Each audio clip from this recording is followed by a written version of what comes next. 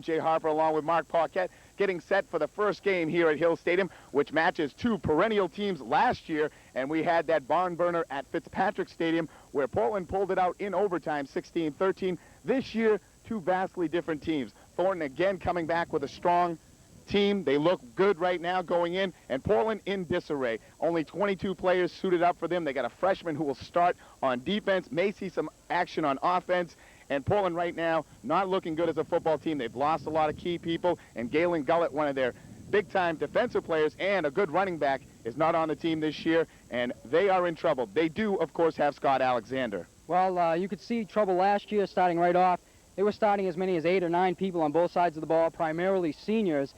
And this year, 30 ball players going out and losing 7 through academic ineligibility, 2 through injuries, and as you said, that Galen Gullett situation has really left quite a sting in their team. Fullback, starting defensive end. It's going to be a long season. Scott Alexander, definitely one of the premier rushing backs in the state, but no one up front, Jay. They had to replace their entire offensive line. And that was a great offensive line for them last year. And, of course, Portland losing disappointingly in the playoffs. So they have to regroup from that and now put the pieces together, and they start with a very good Thornton team. Looking at the home side of the ball, Thornton, of course, returning Kirk Purvis, and he is one of the best quarterbacks in the state, was one of the best last year. We expect more of the same. He's got some great wide receivers. Of course, Matt LeBlanc coming on last year with 6 great games in a row, and he'll have him to go to, and now they're using Crutto as a Z-back. Thornton's offense looking real good going in. It looks as though Thornton Academy would be the type of team that can put some points up on the board, but more importantly, be able to spread the offense around. Rick Carey, a very tough fullback, and as you said, Keith Crotto at the Z-back position, very good athlete. David Langstaff, some quick feet back there. And, of course, we know what Purvis and LeBlanc can do. Eric Cody returning at tight end, seeing some action last year behind Doug Willett. So it looks as though there'll be a team that will be able to spread out the field and look for that running game to go as well as the passing. The injury report for Thornton Academy, Ryan Summer out. He will not play today, so they'll have to go with Sean Hogan at the safety position on defense. Summer was going to see some action at fullback as well, so Rick Carey now getting the bulk of the work at the fullback slot. And also they lost McMullen for the season, a senior kid who worked so hard. Coach Agresti telling me last night the kid worked really hard in the offseason. Just unfortunate. His senior campaign is pretty much over, and they'll go with DeRocher at center, who's been doing a nice job, so they hopefully can fill up at the offensive line too. I believe offensively they'll be strong. On that left side, don't forget they have Knox and LeClaire returning as well as Cody, so they'll be able to blow open some holes, and Tabor's looked outstanding in the preseason. Defensively really is the question mark this season, Jay. Although they're starting 6 seniors, not a lot of experience other than Matt C. and Ryan Summer. And as you said, Summer will be out today.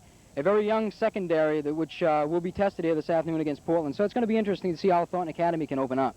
Coach Agresti saying that he likes the pass. He will pass this year, of course, with the talents that he has. But don't expect him to pass all the time because that pass will open up the run. And Thornton, again, tough up front, and you've got Langstaff and Carey running the ball. So I think you'll see a good 60-40 mix with a run and pass. And Purvis has gotten better on the option, so we still expect to see the option play from Thornton Academy. And I expect to see them take what the defense gives them. If they want to cover up on Matt LeBlanc and double team him, it's going to leave somebody open because when you have a lot of different weapons, you can't cover everything. And I think Thornton Academy is going to show that they're a very well-diversified team this year. All right, a beautiful afternoon in Saco. Temperature at about 70 degrees, a slight breeze blowing right to left across your screen. A great day for football as we start the 92 season. We're excited about it. You are too, and we'll be back with the opening kickoff right after this.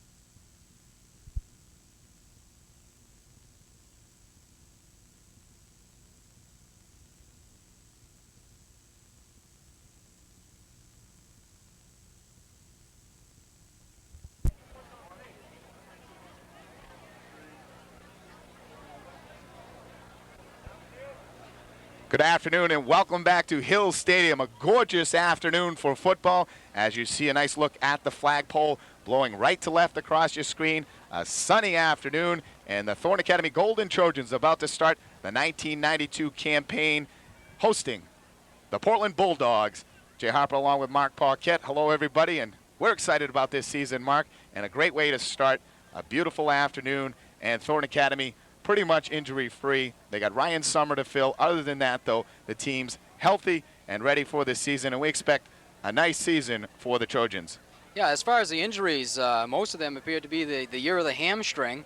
And as you know, that's an injury that really takes some time to come back, because you really can't come back until you're 100%. You end up re-injuring yourself.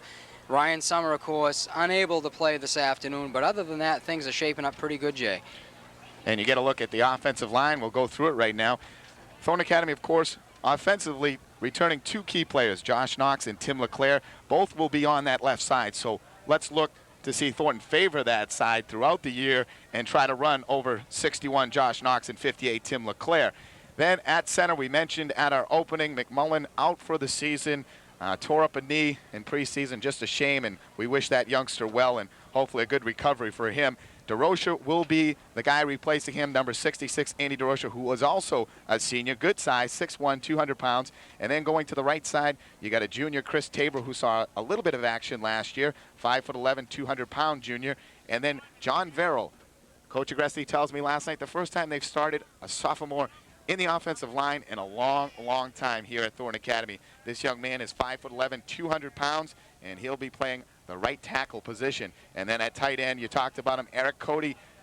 Again, Thornton Academy has been able to bring up some nice tight ends throughout the last 4 or 5 years, and Cody looks to be just as good as Doug Willett and Chris Paquette, the predecessors at the tight end slot for Thornton Academy. Cody, 5'10", 185. We expect him to do the kicking for Thornton Academy this year. He would fill Fullaveras late in contest last year and did a nice job. So the kicking game will be important, and it should be pretty good as well. So that'll be a big factor for Thornton Academy, because kicking is also a big key in these high school games. And then you move out to the wide receiver slot, and boy, we look forward to some great things from this guy, number 41, Matt LeBlanc, 6'4", 180, got good speed, great hands, and of course Purvis can just get the ball up in his direction, and LeBlanc usually comes down with it.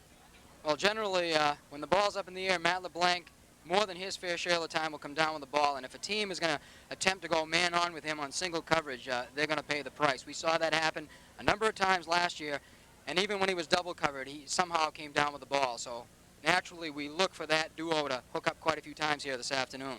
Now, the backfield, a little bit surprising from last year, thinking towards this year as you look at it. Rick Carey expected to be at fullback, and he will be. Carey wearing number 21, 5'9", 175-pound junior. He's a tough kid. We saw him last year, scored a few touchdowns as a sophomore, so if he has a couple of great years, who knows? But he's got a long way to go to catch any records, of course, from Art Laveris, and that's the big thing we've talked about. Number 33, no longer there in the backfield. They have to replace that, and it's going to be weird to see other kids carrying the ball and not seeing Art Laveris in the backfield. But Carey will have to fill some big, big shoes. He will get help with Ryan Summer when he's healthy. He'll also run some fullback. And then at tailback, it's Dave Langstaff. Langstaff has improved greatly from last year, and they're saying a lot of real good things about Langstaff this year. His speed is good. He's tougher than they thought. He's done some weight training in the offseason, and Langstaff is going to be the starting tailback. He'll get help from Sear back there as well. Matt Sear will be filling in for him, and Bill Lawson, who ran some tail late in contest last year, senior, who will see some defensive starting time. Portland now just entering Hill Stadium, and they come in with, looks like about 30, 35 kids, Mark, and probably dressing quite a few freshmen. As we said, they're limited. And then at the Z-back, the outstanding, exciting return man from last year, and when he got into play quarterback, he ran the option as good as any. He'll be playing Z-back, number 11, Keith Crutto, 5'8", 155-pound junior, and Coach Agresti will look to use him in a lot of different sets, get him the football with some screens and some quick outs, and the passing game even more exciting. And here we go, the Trojans entering Hill Stadium for the first time. And the cheerleaders with the sign, and out the Trojans come, and you kind of look at them too, and you don't see the big numbers for Thornton Academy this year either. They're down to about 43 players at the varsity level. I remember 2 years ago, or 3, they were up to 68, 69 kids, and this year down to 43. But they have some depth. 43 kids, you look at it, there's almost 4 complete teams, and you look at different positions, there's a lot of depth for Thornton Academy this year. Well, anytime you see that number of players who are willing to pay the price after double sessions, we both know how grueling that can be. It says a lot for the commitment of the guys that are still around, and they do have some depth, really. Offensively, as you mentioned, they have a second backfield that they can go to that's very strong, and That's very important in the course of a season when you're looking to play 10 or 12 ball games, to be able to have people that can fill in. Portland now getting introduced, their starting lineups as they run through the tunnel and out towards midfield. And they look pumped up. Portland, though, in their scrimmage against Massabesic last week, really had a tough time with Massabesic, and Massabesic getting crushed last night by Edward Little. A good game through 3 quarters, and then Massabesic falling apart late and Yale pouring it on. 22-0 was the final score there. So a lot of people feeling that Portland is really down, but we'll have to wait and see what it transpires today. And now we move to the starting lineups for Thornton Academy. 77's Tabor, 66 DeRocher. Barrow, we told you, the sophomore. And that's great when they're starting a sophomore, Jay. He's going to get plenty of game experience this year. Knox, number 61, had a great year as a junior in the offensive line. At tight end, number 42, Eric Cody. At split end, number 41, Cody, Matt the tight end. LeBlanc, of course. at tailback. Somewhat of a change there on the offensive line, Jay, going with Matt Sanborn 22, starting at left tackle rather than Tim LeClaire. at fullback, number 21, Rick Of course, we expect to see Tim playing some linebacker here this afternoon. 14, Captain Kurt Herbert. Purvis, one of the captains this year. Prado. Rick Carey, the fullback, and Crutto. Thornton Academy. And there's the offense to start the 1992 season. Coach Dick Agresti, the head coach. Left tackle will be Tim LeClaire, the captain. Yeah, when Sanborn was caught me announced, by he went out surprise. there. He went out there very reluctantly. He took his time, so I think he knew that he wasn't supposed to be going out there, but he went out just because he was called. Did the right thing. LeClaire will be starting at left tackle. And Coach Dick Agresti entering his 8th season now with Thornton Academy. And an outstanding assistant coaching staff. John Morin, Paul Callahan, Vince Emery, Jackie Morrison, Number 34, and Mark Scott Gagne. Alexander, and number 83, Dave Brown, representing Portland High School. And now the 58, tri-captains, LeClaire, Purvis, Sear, and LeClaire go out Kurt Purvis, co-captains for Portland. for the toss. Of course, Alexander and number 83, Dave Brown.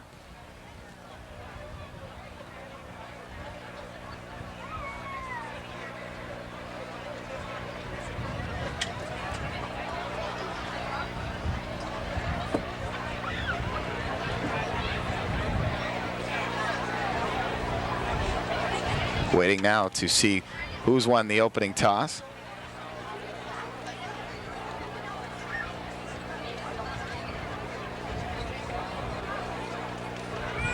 Portland will receive, and Thornton Academy will kick off to start the 92 season.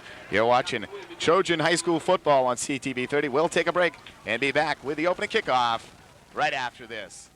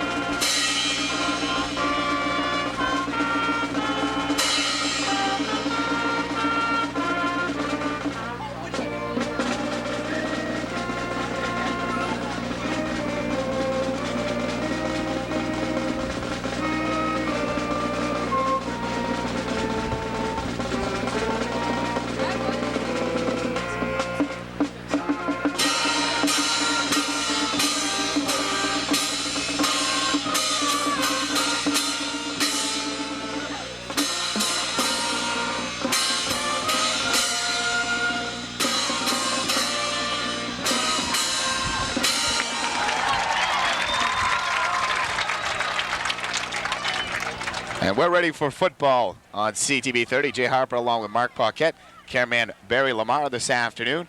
And the Trojans get set to kick off to the Portland Bulldogs. And Thornton Academy's defense quickly. You get a look across the line. Chris Tabor, number 77, one of the defensive tackles, along with Matt Sanborn, Josh Knox, and Eric Cody, the defensive ends. Linebacking core, Bill Lawson will be the Sam. In the middle, Mike and Willie is Tim LeClaire and Rick Carey.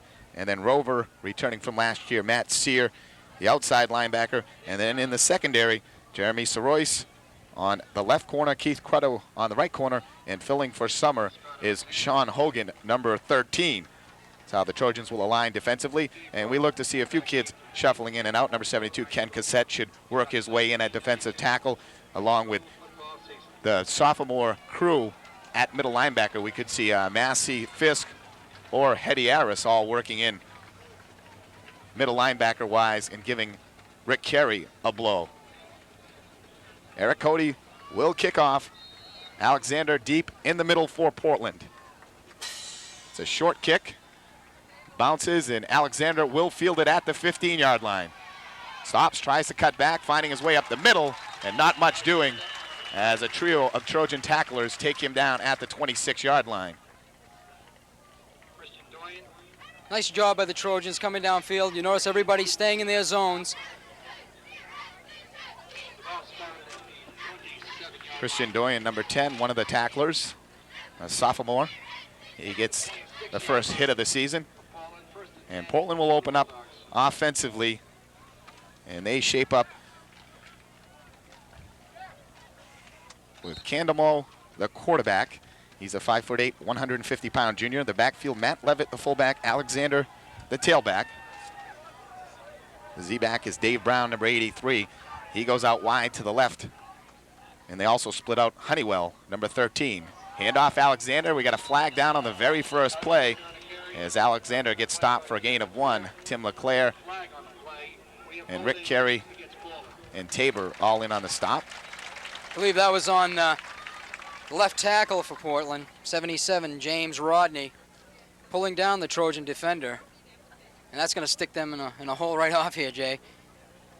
The officials not in preseason form. They were ready and watching. The offensive lineman probably said, hey, first play of the game, I get away with this one this time. Not to be. So that'll set Portland back 10 yards. It'll give them a first down and 20. Ball will be spotted just over the 15-yard line. We'll call it the 16. And as you mentioned on the opening, Mark, Thornton Academy, young defensively in sorts, inexperienced, but again, sometimes the experience is overrated. These kids have played football all their lives. They played at different levels. They just haven't had the varsity level experience. That's true. Quick screen out to Alexander. Catches it, steps inside, using his blocking, cutting in, still on his feet, and finally brought down by Lawson, but not until he picks up nearly 17 yards. And a good job by Alexander hiding behind his blocking. That was the key to that play, Jay. If you notice, Alexander actually stopped, waiting for his blockers to come ahead of him and gaining probably 10 or 12 additional yards by doing that. And you pointed out on top, he's a very smart running back, probably one of the better ones we're going to see this year. Certainly coming into the year, he is the most highly touted and has the best season behind him from last year.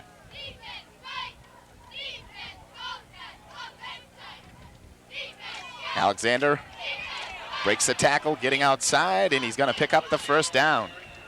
So Portland gets themselves out of an early hole.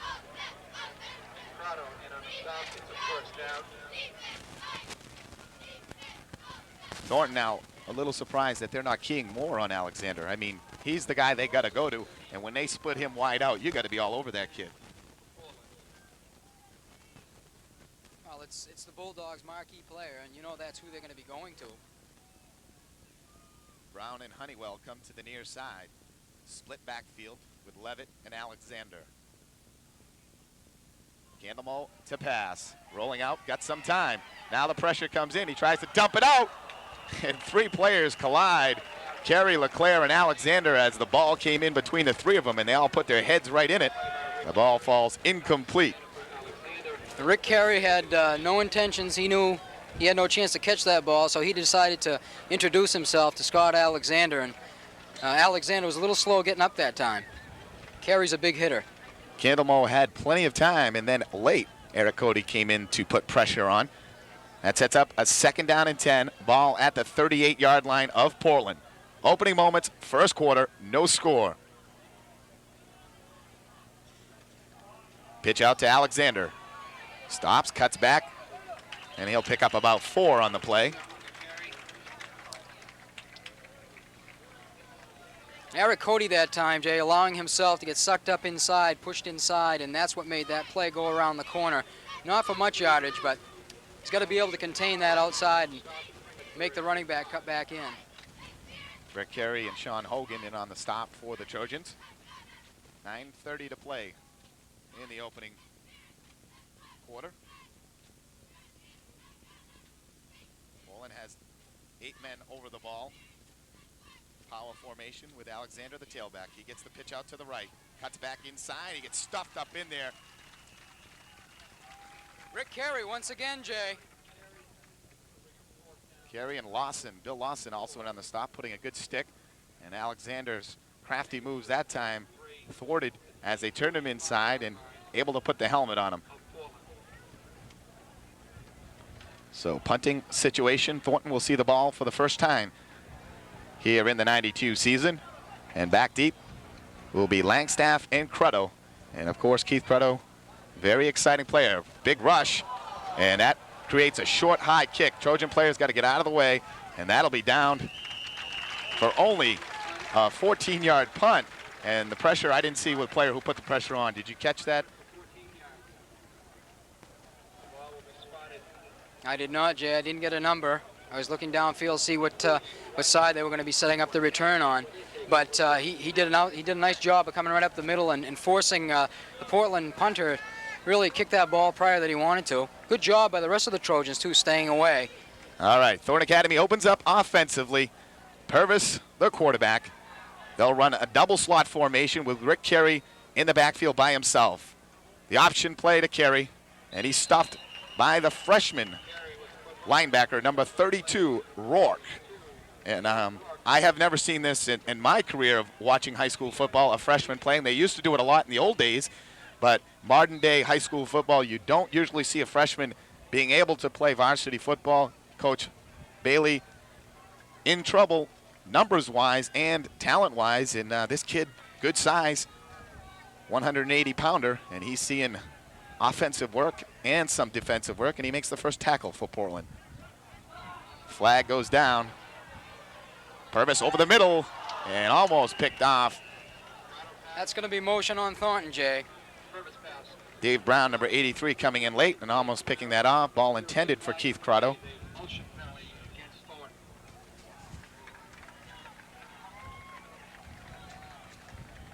Portland more than likely will decline the penalty.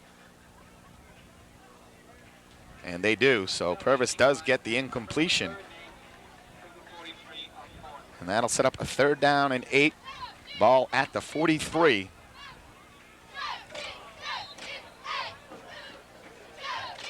Well, the middle of that field, short, 8 or 10 yards down the field, was open. Watch for the Trojans to go back there. Purvis again sets up with double slot formation. Langstaff now in motion. LeBlanc's to the far side of the field. Purvis rolling that way, setting up for the curl. He's got LeBlanc just over the first down marker. And the Trojans pick up their first down. And again, the guy we look to see a lot this year, Matt LeBlanc, running the nice curl pattern just over the first down marker, and Purvis with the ball right there. Most importantly, over the first down marker. You teach your receivers to make sure they have enough to pick up the first down. Great job by Matt, and of course Kirk with the delivery. First down for Thornton Academy.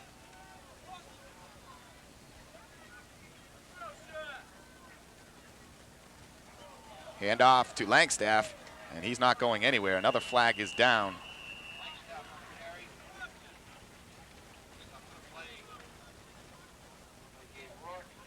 We'll check the penalty.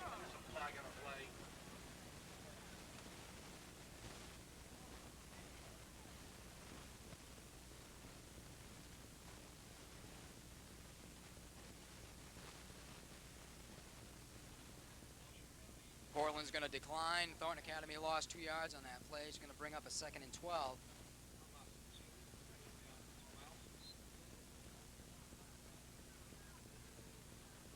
Look down on the field, Mark. You pointed out earlier the 50-yard line looks to us to be the 20. Got it backwards.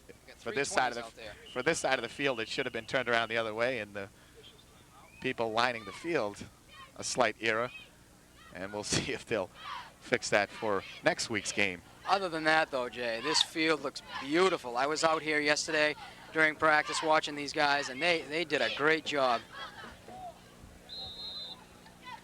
Everything intact, and Thornton Academy will be back here next week hosting Massabesic. They open up with 2 home games in a row before they travel to Edward Little and Auburn for a Friday night contest, their only one of the year. Purvis fakes, going deep, throws out a floater, but LeBlanc can get up. Sure enough, gets the feet in. No way you're going to cover him with single coverage, not the way he can go up and get the football. Great job by Purvis, just throwing the ball up there, and he knows Matt LeBlanc's going to get under it and come up with it. As soon as you saw the floater go up, you said, oh no, but then you said, no, LeBlanc is there. He's tall, he adjusts to the football, and he's known for circus catches. And a big gainer there as the Trojans now will have a first down at the 19-yard line.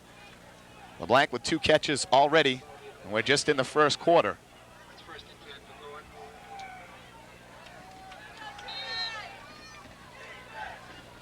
And now on the near side of the field, they're going to double up on him.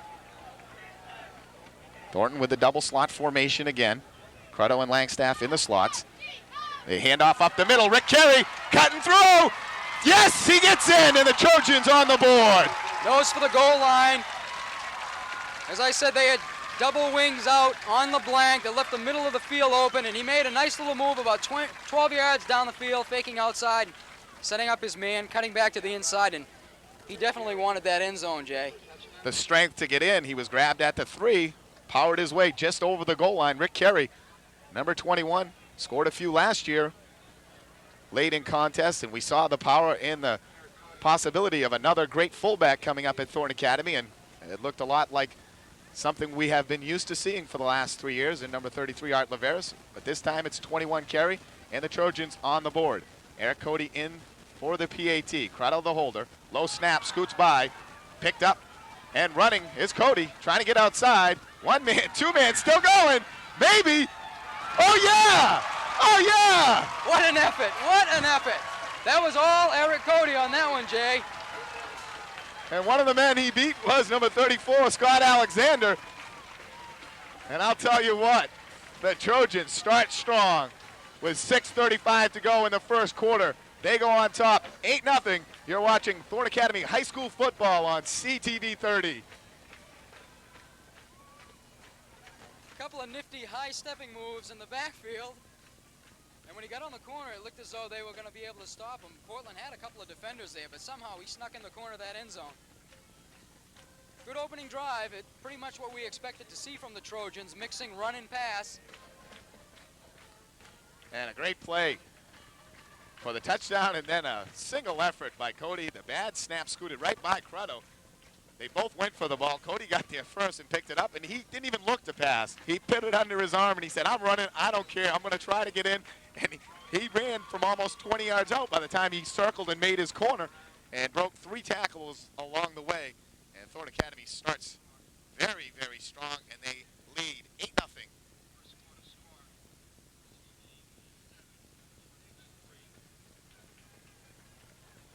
Cody will tee it up for the second time on the afternoon. Wind at his back. Line drive kick again. Fielded. They don't say he goes down. Levitt with the football, trying to get outside. Brought down by number 44 for Thornton Academy, Jason Boudreau. Also assisted there by Andrew DeRocha. Decent coverage on both kicks so far by the Trojans. Obviously, they don't want to give Alexander a chance to beat him. And that's smart football. Portland not getting much on the return, but yet good field position on the short kick. They'll start at their own 38, first down and 10. Brown comes to the near side. Matt Levitt, number 45, goes to the far side of the field. Now Brown in motion. Pitch out to Alexander. trying to get outside. Soroyce giving chase, able to get him out of bounds. But Alexander will pick up 6 yards on the carry.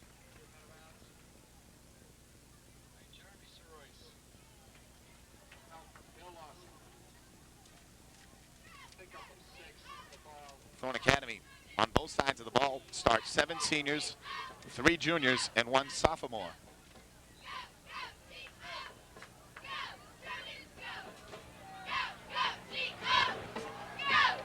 Second and 4. I formation. Candlemull, the quarterback. Hands off to Alexander. Breaks the tackle. Still on his feet. And it appears he gets enough for the first down right at midfield. Carey and Sanborn had him right in their grasp at the 45-yard line, but Alexander was able to elude him and pick up that first down right at midfield. It's a first down. At midfield, which today is a 20-yard line.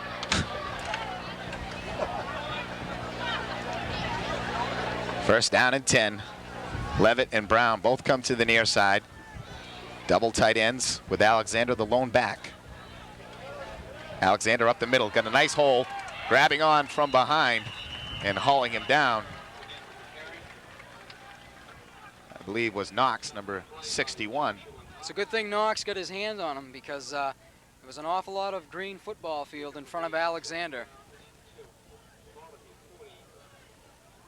There was an awful lot, and if Alexander turns on the afterburners, forget it. He's just going through the line right now. He hasn't exploded. He's the type of back who doesn't explode through the hole. He picks his way through, but then when he sees his opening, then he gets his speed going. He'll turn it on, but he doesn't just blast through the hole.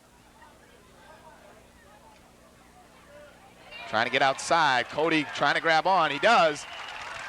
And gets help from Sanborn, and they bring him down for a loss of 2 on the play. And that's what the Trojans need. They need gang tackling.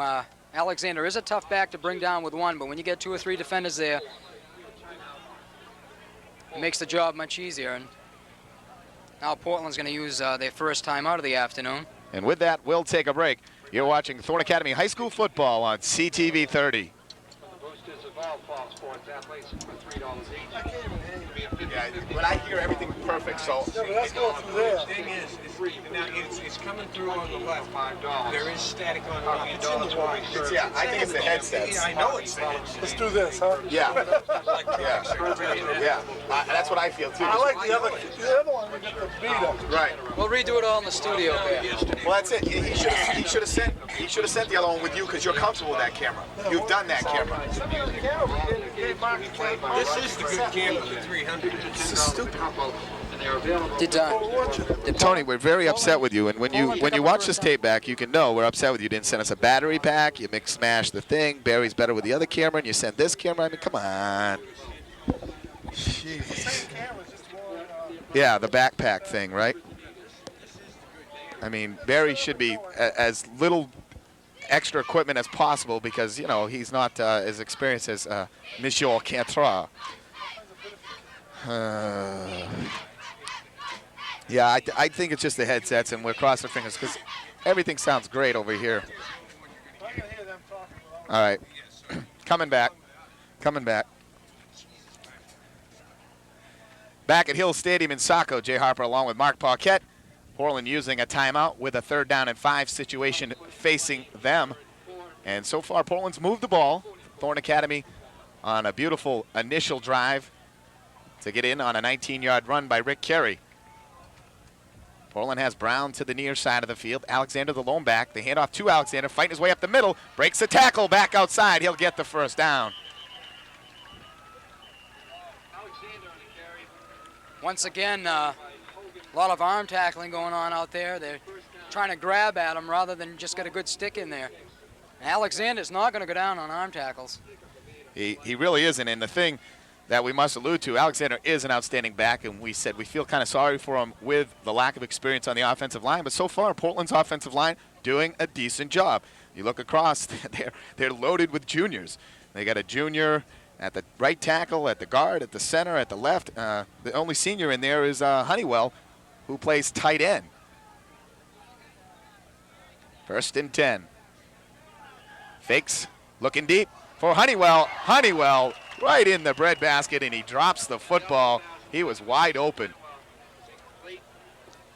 They had Thornton Academy biting on that play they used the last time, where a quick out to Alexander, got the corner sneaking up, and then Jason Honeywell going over the middle of the field. And perfect throw, Jay, just unable to come up with the football. So now 2nd down and 10. Ball at the 36 of Thornton Academy. I formation for the Bulldogs. Cannonball on the draw to Alexander. Breaks 2 or 3 again. And then 3 or 4 Trojans come in to stuff him at the 32-yard line.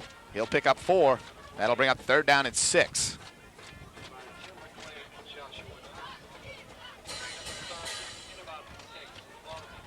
To welcome back our chain gang this year. Arthur Tardif returns. About a 19, 20-year veteran, I think. He's been doing it for a lot of seasons, going back to when I played, so he's certainly been there quite a while. And this year, bringing on 2 rookies. Green behind the ears. Bill Wagner of Wagner's Market, one of our fine sponsors, and Lloyd Stetson on the chain gang. We look to get a few extra yards out of them this season. Alexander still fighting, but he'll come up well short of the 1st down. Portland, though, you would expect to be in 4-down territory now, though. And they'll be faced with a 4th down and about 4. Nice job by Knox and Sear that time on this left side, taking the outside away from Alexander and making him cut back up into the pursuit. And as you said, yeah, definitely 4-down territory.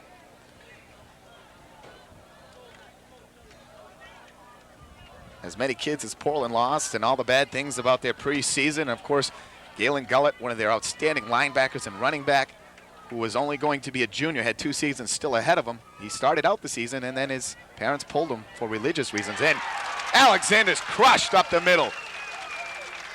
By guess who? Tim Carey once again. Rick Carey. Excuse me, Rick Carey. See, I'm going back to a few years ago, where the other Carey brothers used to put some hits on people in the middle of the field. And also number 56, Sanborn, in on the stop as they lifted Alexander up and drove him back. So Thornton Academy holds. They'll take over on downs at their own 29-yard line, leading 8-0, 2:30 to play, 1st quarter. Sean Hogan comes to the near side of the field. LeBlanc to the far. Double slot formation. Now Cruddo comes around in motion. Counter play to Langstaff, and he fights his way forward for a nice gain. He'll pick up a good 5. And a nice little play there as they had Cruddo coming motion this way, the counter back the other way. And that's something Coach Agressi talked to me last night. I saw him at the Edward Little Massabisa game, and he said, you know, we're going to make people, we're going to spread them out, and they're going to have to cover our pass, but then we'll open up the run, and they'll do something that Biddeford was so good at doing the last couple of years, is spreading out the field and going to their receivers and then back up the middle with their fullbacks and tailbacks. And the offense will be diverse this year, more so than ever, I think. Hand off to Carey up the middle, spins off one man, fights forward for a gain of 8, and a 1st down for the Trojans. Tough running by Rick Carey. And as you said, Jay, what'll do that for you is when you have quickness. You can spread the field. People have to respect you offensively because with that quickness, you can burn them very quickly. You got to respect the arm of Kirk Purvis and the receiving abilities of Matt LeBlanc. And, of course, they'll draw a lot of double coverage and a lot of looks this year, and that'll free up some of the other players. But already, Matt LeBlanc with 2 fine catches in this 1st quarter.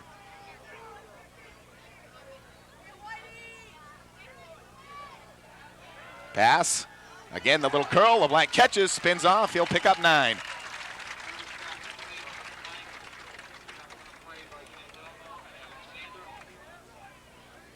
Matt LeBlanc, an outstanding 3-sport athlete, but needs to work on his tennis game. You notice the respect that the left corner from Portland has for LeBlanc, laying way off. Even after he caught the ball, a good 3 to 4 yards off. 2nd down and 1 now for the Trojans. I formation in the backfield. Purvis will pass. Bart Starr on 2nd down, going deep. Out there for LeBlanc. He's got it. He gets in the end zone. Oh, yeah. Air Trojans, the 1992 style. And Alexander, the man victimized, and LeBlanc just pulled him on his back right into the end zone. You could see it right from the snap, Jay. LeBlanc streaking down the field, and he blew right by Alexander, and a beautiful pass. You can't lay it out there any better than that by Purvis. You certainly can, and just a huge grin on both our faces up here because that's exciting, that's fun, and that's what we expect to see this year because they can score at any time, anywhere on the field, and that ball was thrown perfectly. There's no doubt about that, but LeBlanc, again, great concentration because Alexander was not that far off. He had a step on him, but the ball was up high and just out in front of him, so there's no way a 5'8" Alexander is going to get up on 6'4" LeBlanc on that play. And then LeBlanc with the strength and the savvy to pull Alexander into the end zone and get himself his first touchdown and fourth catch already in the first quarter. So all the things we've talked about and said this year is all right there on the table in this very opening stanza. And a nice play selection. The previous play, LeBlanc pulls up short, about 9 yards down the field. Beautiful pass by Purvis, and this time they have Alexander thinking about the previous play, and he blows by him. And as we said, excellent execution by the Trojans. Second down and one play. That's going back to the Green Bay Packers of old. And Bart Starr used to love that play. He'd fake the handoff up the middle, get everyone biting, and go for the bomb because if you don't connect, you still got third down and one. And Thornton Academy and Coach Agresti opting for that. Although they didn't use the fake, they went complete pass and just a perfect pass and catch for Purvis and LeBlanc. And the Trojans now leading 14-0 with 36 seconds to play first quarter. And back for another season is the manager, Nick Scontras, for Thornton Academy. And welcome him back after graduation. Still on the sidelines for the Maroon and Gold. And bringing the water out. Coach Agresti now will walk off as Thornton using a timeout to talk over what they're going to do here for the PAT. And it looks like they're going to go for the 2.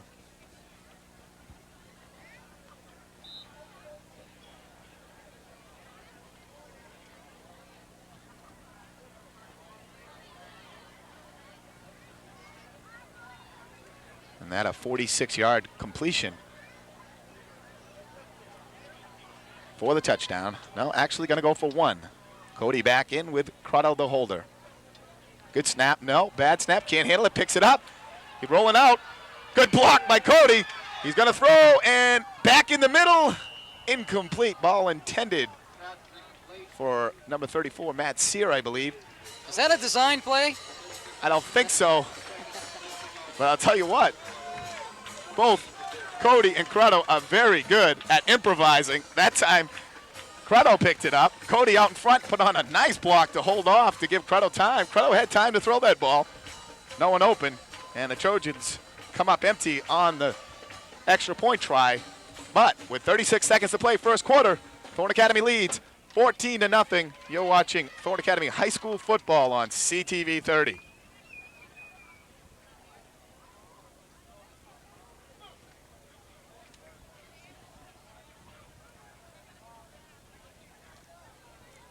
And the Trojan offense 2 for 2. They've had the ball twice. They've scored twice in both drives, not really using that much time. But again, they've mixed it up. A nice 50-50 blend of run and pass. Cody will tee it up one more time. Another line drive kick heading out of bounds. That'll draw a yellow flag and a nice toss, and we'll see what Portland will decide.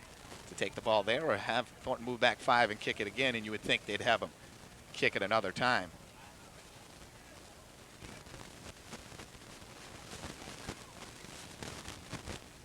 I'd like to thank all our sponsors for our coverage on CTV 30, all the fine folks who have made this possible for us to bring this into your living room on a Sunday morning. Hopefully that coffee nice and hot and waking you up this morning because we know you'll be tuning in tomorrow morning. You can catch all the Thornton games Sunday mornings and Wednesday evenings right after Harper's Sports Talk on CTV 30. So they'll move them back 5, and Cody will tee it up one more time. Thornton, again, always has to watch out on the returns. And Alexander's game-breaking capabilities.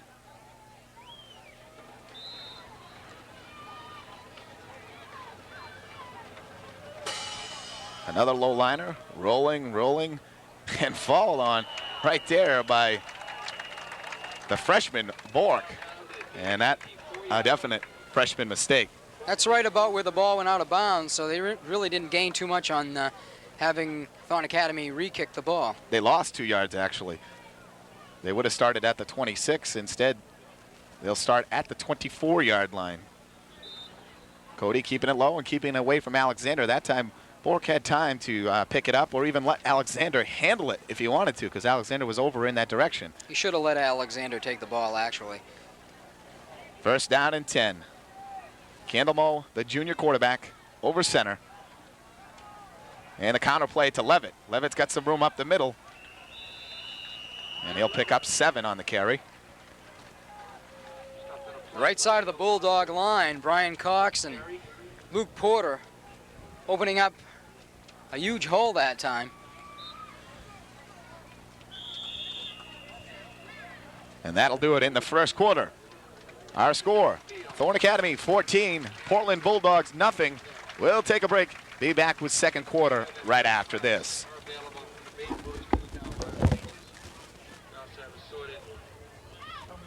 Sodas? I was going to say, you go down to get some I should use a soda big time.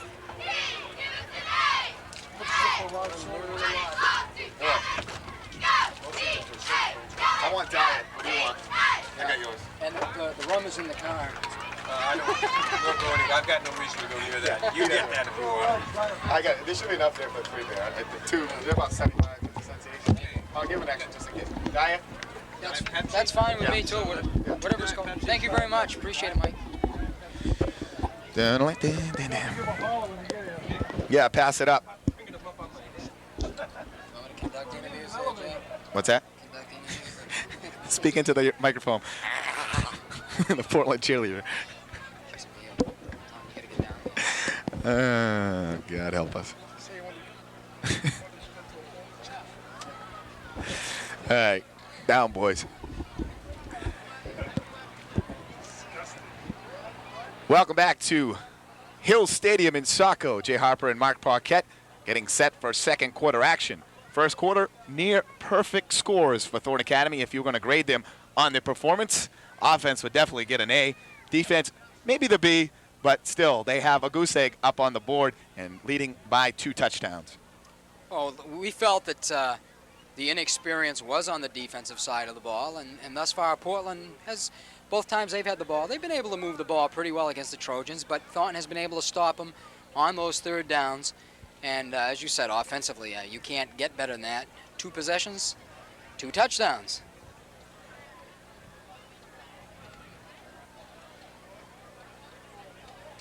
A long delay here in between quarters. They don't usually give them this much time. Coaching staff out talking to the Bulldogs as a lot of their players have their helmets off. And yes, they bring back their familiar haircuts from last year. Portland got together and they all shaved their heads, giving themselves mohawks or shaved heads to instill camaraderie or team play. And they had a great season last year. And again, we talked about that opening game at Fitzpatrick where Thornton led and Portland came back to score, tie it, and we went to overtime where the Bulldogs kicked a field goal to win 16-13, a very exciting opening for the 91 season. But then Portland, by playoff time, they got crushed the last game of the year by South Portland, and then they squeaked by Massabesic the opening round, and then Biddeford came into Fitzpatrick and beat them handily. They were a tired football team by the end of the year. Very disappointing end for a lot of the Portland boosters last year. Alexander on the carry, gets by one man, trying to break another tackle, and Rick Carey doing a great job holding on to the ankle.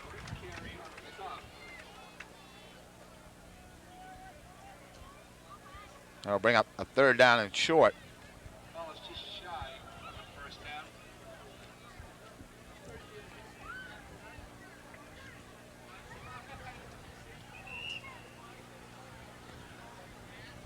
Officials taking a timeout now as they help number 25 off the field. He's not up here. Not listed. Not listed. Could be a freshman player that they brought and all of a sudden got some action. Portland did not get their rosters to Thornton Academy and Hill Stadium till this morning. So the handouts, I don't know if they got them in the programs or not. Not in the programs, I don't believe. Portland really in disarray. They were losing kids. They were dropping like flies, and it was unbelievable going through preseason. And, of course, they still have to be wondering about the loss of Galen Gullett. I don't think he has it, Jay. It's going to be very close. Sean Hogan over there along with LeClaire, number 58. Tim LeClaire did a real fine job that time, filling the hole right up in the gap and putting the hit on that ball carrier. And it is going to bring up a 4th down. And Portland not risking it deep in their own territory. They line up to kick it away. Credo goes back deep by himself as Thornton will stay looking for the possible fake. Good snap, though, and they will kick it away. A short kick off to the side. Credo thinks about it, and now he'll let it roll. And it'll be spotted down by Levitt and Alexander at the 29-yard line. So a good roll for Portland on the kick. A little bit more of a challenge here in the second quarter for the Trojan offense going into the wind. We'll see if it affects their passing game at all.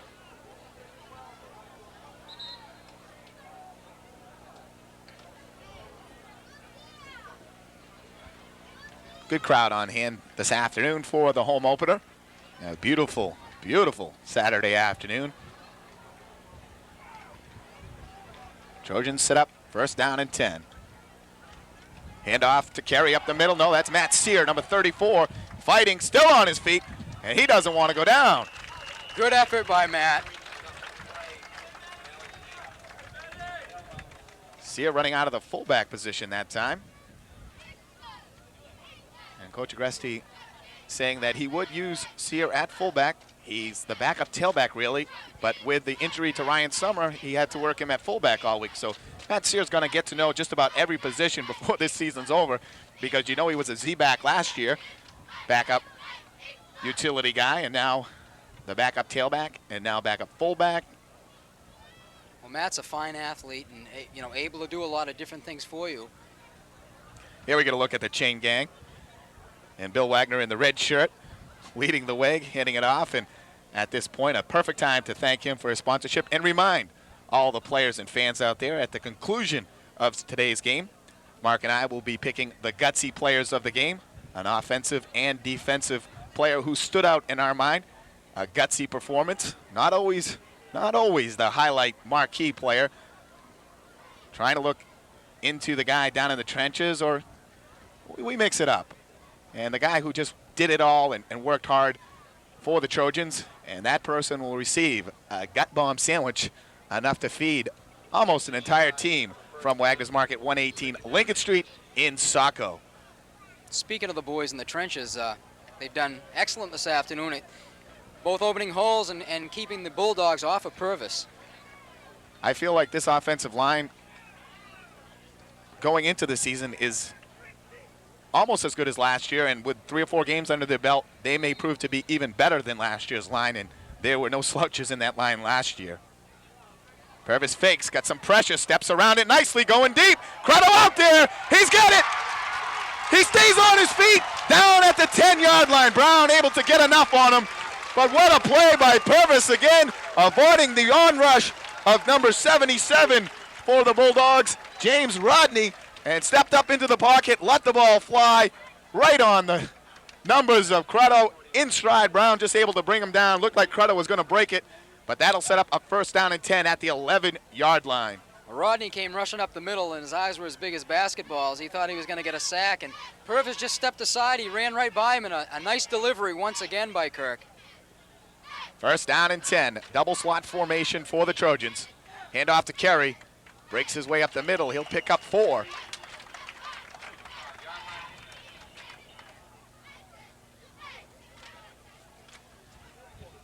Well, the wind had not much factor in that ball as Thornton went deep again.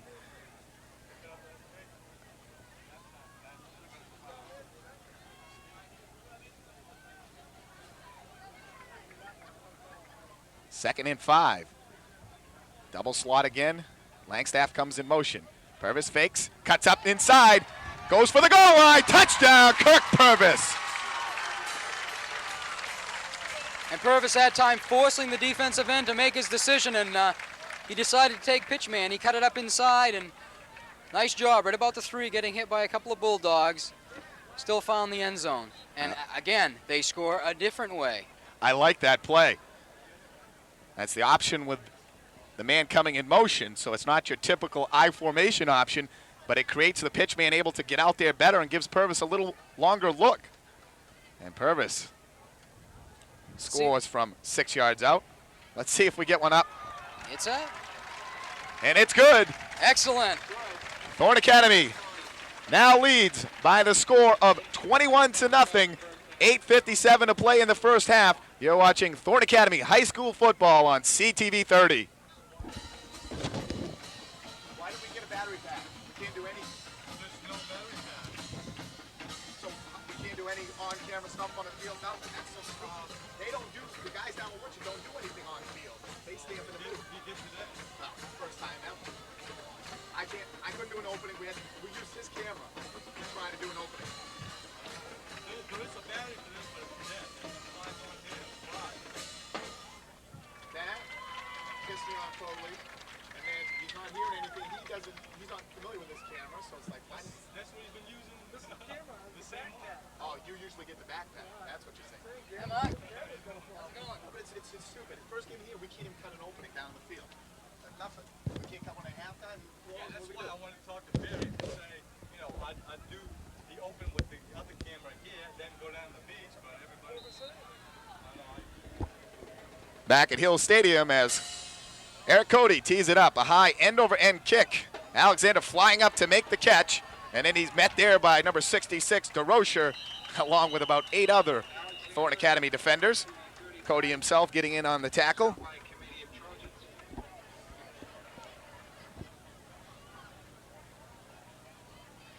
Portland will start first down and 10 at the 35-yard line. Candlemole brings in his football and hands it off to the officials. And Thornton Academy, 3 great drives, Mark, 3 for 3. But each time it's been set up with a nice pass in the drive. They've run, they've mixed it up with option, and the handoff up the middle for Rick Carey in the initial touchdown. But each time there was a long pass in the series to get the ball moving. Candlemole to pass, looking out over the middle, right in the breadbasket of Tim LeClaire, number 58, and he drops the football. Probably didn't expect to see that coming right at him that quick. Tim didn't have a chance. He looked up and it was there. And right now it's left defensive end, number 81, Eric Sansusi, 6 feet, 155. He's a senior.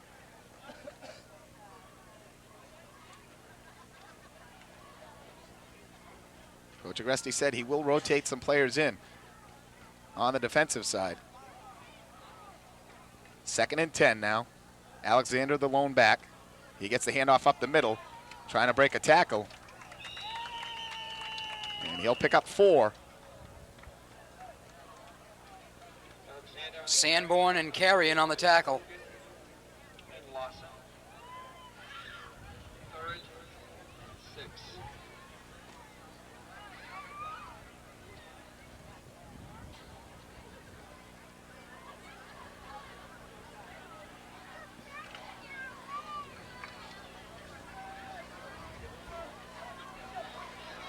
Candlemole brings out the offense.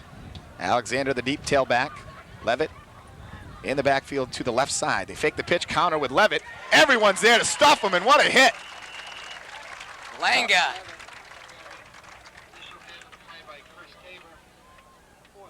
Tabor, and then Dave Langstaff came up and put a crunching blow in on Levitt, and that brings up a 4th down and 5. And again, Portland in punting formation. This time Langstaff goes back deep by himself. Now Cruddo coming out, trying to put the chin strap on. No flag as he's just getting his mouthpiece in. Again, a short kick rolls off. Brown will try to down it, but it rolls out of bounds first. It'll be spotted at the 32.5-yard line. Crotto coming out on the field trying to put the chin strap and mouthpiece in, and he didn't get it until the ball was up in the air, and they could have flagged him for that. The official did not, and Thornton will set up first down and 10 at the 33. Currently, the 50-50 pot is at $540. We'll continue selling tickets through halftime. The drawing will be after halftime. LeBlanc comes to the near side of the field. He draws sole coverage with Levitt, although Alexander cheats his way. Hand off to Carey up the middle. Breaking free. He'll pick up 11 and a first down for Thornton Academy. I didn't realize Rick Carey was that quick. He not taking any time to get up through those holes, that's very important as a running back. If you can get through the holes quickly, then the linemen don't have to hold their blocks quite as long. And let's not forget about Rick Carey in its freshman season and how good a back he was coming up. I mean, they talked about this kid for a few years now, and a good JV season, him and Summer both.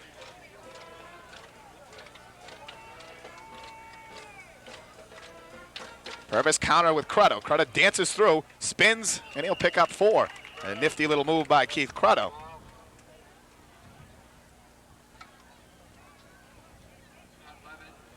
Thornton Academy using a lot of different backs and a lot of different looks. And so far, everything working. Well, that's the impressive thing thus far, is the different looks they're giving the Bulldogs. I don't think they've come out 2 times in a row in the same set. Thornton Academy now, it appears, using a timeout. Timeout on the field. With that timeout, 6:03 remaining in the first half. We'll take a pause. You're watching Trojan High School football on CTV 30.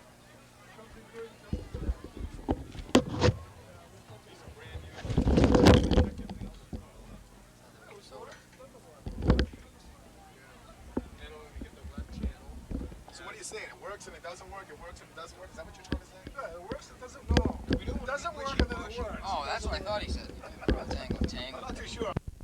Is it working now? It sounds great over here, Mark, so I'm not really concerned. Yeah. Right now,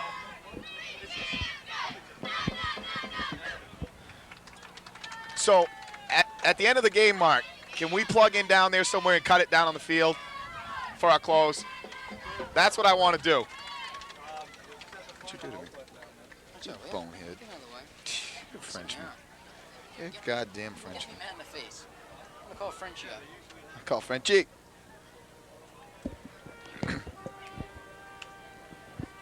Go down on them. you got enough.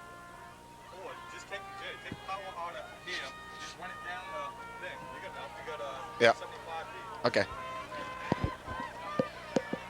Welcome back to Hill Stadium in Saco. Jay Harper along with Marc Paquette. Cameraman duties this afternoon being operated by Barry Lamar. And you get a look now at the Thornton Academy Band and Majorettes. John Paul, George, and Ringo, I do believe. The lads from Liverpool and Hey Jude.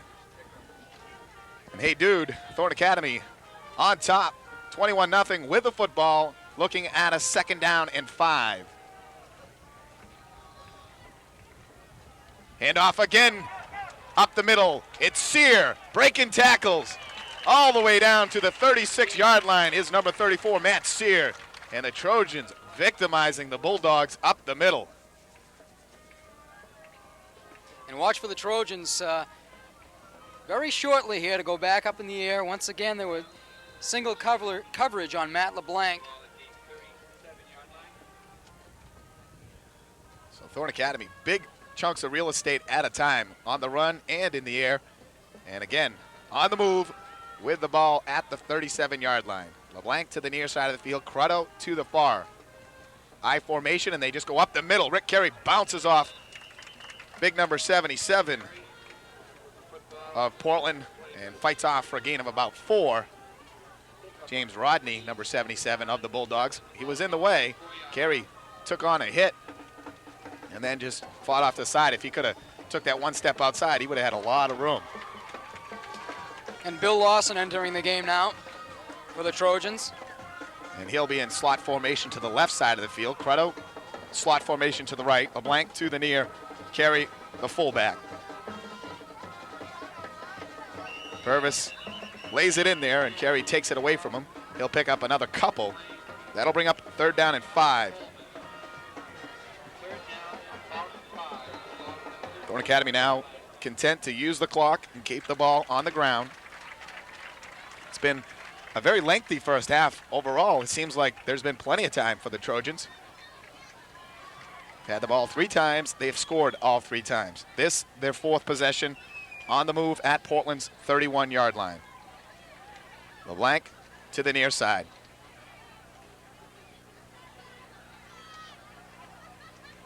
Purvis will go up top, looking the other way. Throws it out there. That'll be picked off. Ball underthrown.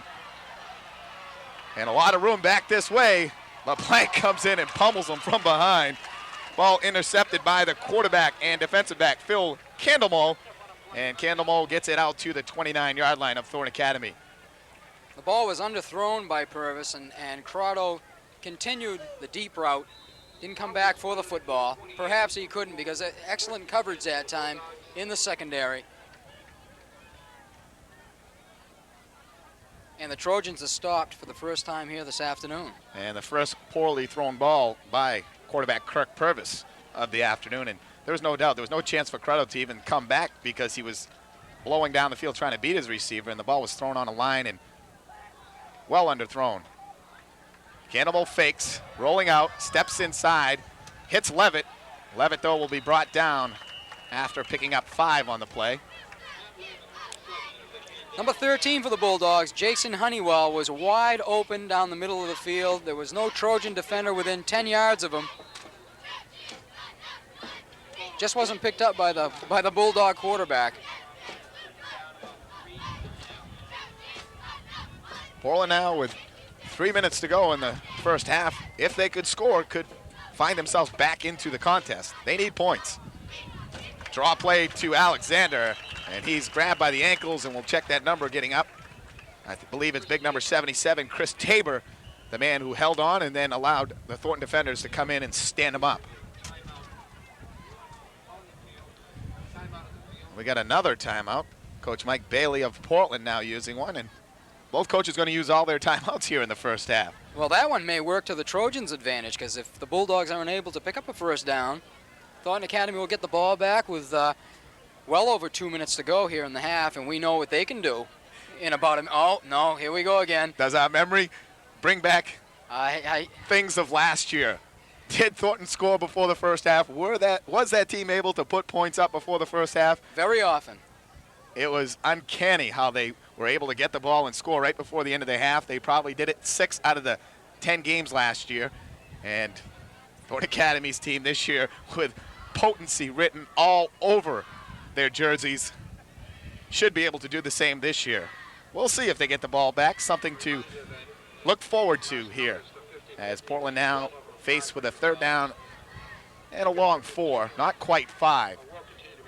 Looking at the rest of the league last night, not too many surprises, but one in my mind, and that would be the South Portland-Marshwood game, with South Portland dominating the Hawks at home in South Portland, and the Red Riots come out with a 29-12 victory, and Marshwood supposedly as good or even better than a lot of people thought this year, and they would be one of the top teams. And South Portland, we were looking for another strong season from Mr. Wolfgram and the Red Riots, but nothing outstanding. 5-3, 4-4. Who knows? It's too early to tell, but disappointing start for Coach Rod Watton. 3rd down, pitch out to Alexander. Trying to get outside. He's not going to do it. Rick Carey and Matt Sear, but Carey was just all over him. That kid's having himself a game thus far, Jay. Oh, he certainly is.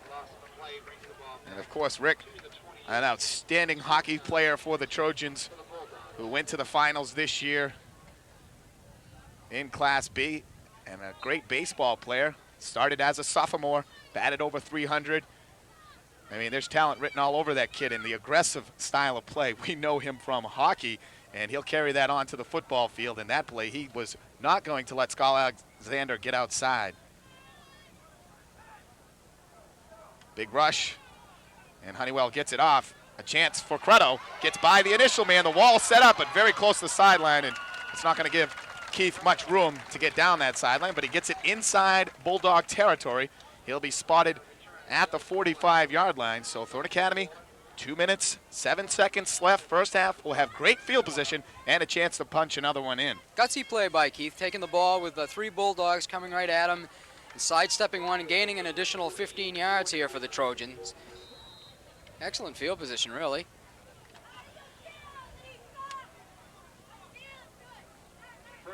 All right, the double slot formation once again for Coach Agresti and Thornton Academy. Purvis over DeRocher, calling the signals.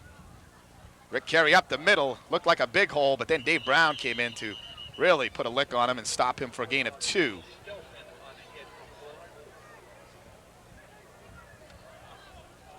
Looked like DeRocher was doing a decent job pushing Brown out of the way, but somehow he got around Andrew and put a decent stick on the ball carrier. Sean Hogan brings the play in. Eric Cody comes off.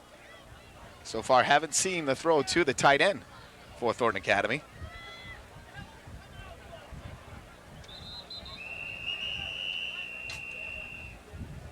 Coach Agresti now having to use a timeout, and you could hear him up here yelling at Eric Cody. Didn't want him to come off the field. He wasn't supposed to come off when Hogan came in. So a timeout. Georgia's going to use all theirs. Portland's going to use all theirs. A minute 29 to play. Thornton looking at a 2nd down and 9, getting back to the rest of the league, Mark. Biddeford over Cheverus in the marquee matchup of the week, so to speak. 2 highly touted teams, and Biddeford winning 18-6 in what you say a sloppily played contest. The Tigers definitely did not look what we've come to expect from them. Offensively a little sloppy, but really Cheverus hurt themselves. They came up with 2 or 3 huge penalties against them in key situations. Biddeford was up 12-6, punting the ball with just a little over 3 minutes to go on 4th and 11, and the Stags were penalized 15 yards. I'm still not clear what the call was, but it enabled Biddeford to get the ball back, and then Ruben Sivany, he was outstanding last night, scoring all 3 of Biddeford's touchdowns. And as we saw last season, you don't quite put as much stock in what happens during the year. Making the playoffs is the big thing. It certainly is now with the 8-team format. 8 teams will play off at the end of the season. 1 versus 8, 2-7, 3-6, 4-5. The higher seed getting home field advantage. And, of course, Biddeford last year, had they still been with the 4 playoff format of the last 5 or 10 years, would have not made the playoffs. They came in at number 5 and, of course, won it all. 2nd down and 9. Purvis to pass. Gets the ball off. Sliding down, making the catch is Langstaff. Looking for a face mask call. No call. It'll be just short of the 1st down as the Trojans pick up 7 on the play. 3rd down and 3 now. Purvis again with time. Going deep. Crotto's out there. Gets hit from behind, but he makes the catch. Down at the 15-yard line. Brown and Alexander with coverage, but they couldn't knock the ball away from Keith Crotto, who jumped high in the air and brought it down. Crotto, small in stature, big and hard. On that type of floating pass as a receiver, you know you're going to take a hit. Held his ground and went up for the ball. And Keith has good hands for a smaller player. 50 seconds left. 1st and 10. Purvis again dropping back. Plenty of time. Throws in the corner, and Candlemore was holding Crotto, pulling his jersey. I saw it from up here. The officials did not see it, and no flag. But that'll stop the clock with the incomplete pass. Purvis thought that Crotto was going to continue his route up the middle, and just prior to throwing the ball, Keith cut to the outside.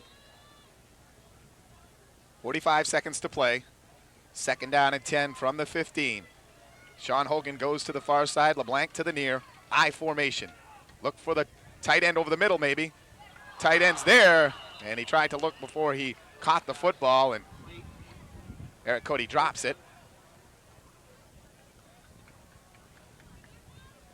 That time they looked for a quick little 5-yard route with a catch and run. That'll bring up 3rd down now. Crotto shuffles the play in. Time to play jump ball, and yeah. LeBlanc goes to the far side, but he gets double coverage with Alexander. Levitt and Alexander with him. He's going for the corner. They're going out there. Double coverage. We'll see who comes out with it. Guess who? Guess who? LeBlanc. You can't even stop him. You double cover him, and you still can't stop that kid. Let's try triple coverage next time. But really, not much more you can do as a defender. Alexander did a nice job staying with the football. He just got out, jumped for the ball. LeBlanc able to go up an extra foot up in the air to get it. LeBlanc, the basketball player, that time using basketball skills. Positioned the body, boxing out. As for a rebound, jumped up in the air, caught the ball, and had both kids climbing on his back, and just great concentration and strength to hold on to that football with two guys clawing at him. 2 touchdowns already for LeBlanc, 5 receptions. We're in the first half, folks. And this one kicked wide to the left by Eric Cody. But yes, the ability to score before the half is there for this 1992 Thornton Academy football team.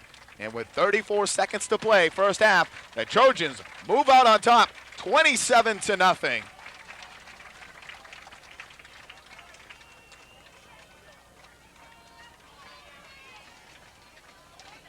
Jay Harper along with Marc Paquette. And I'll tell you something. Not only do these two kids have talent, Kirk Purvis and Matt LeBlanc, they knew that after last season.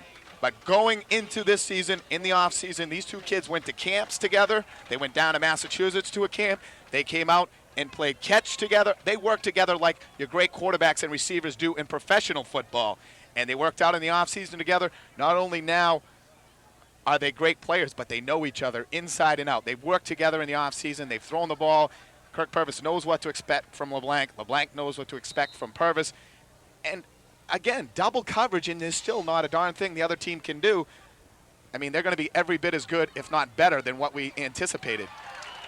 Flag goes down, as does Levitt. Dave Langstaff in on the stop for Thornton Academy.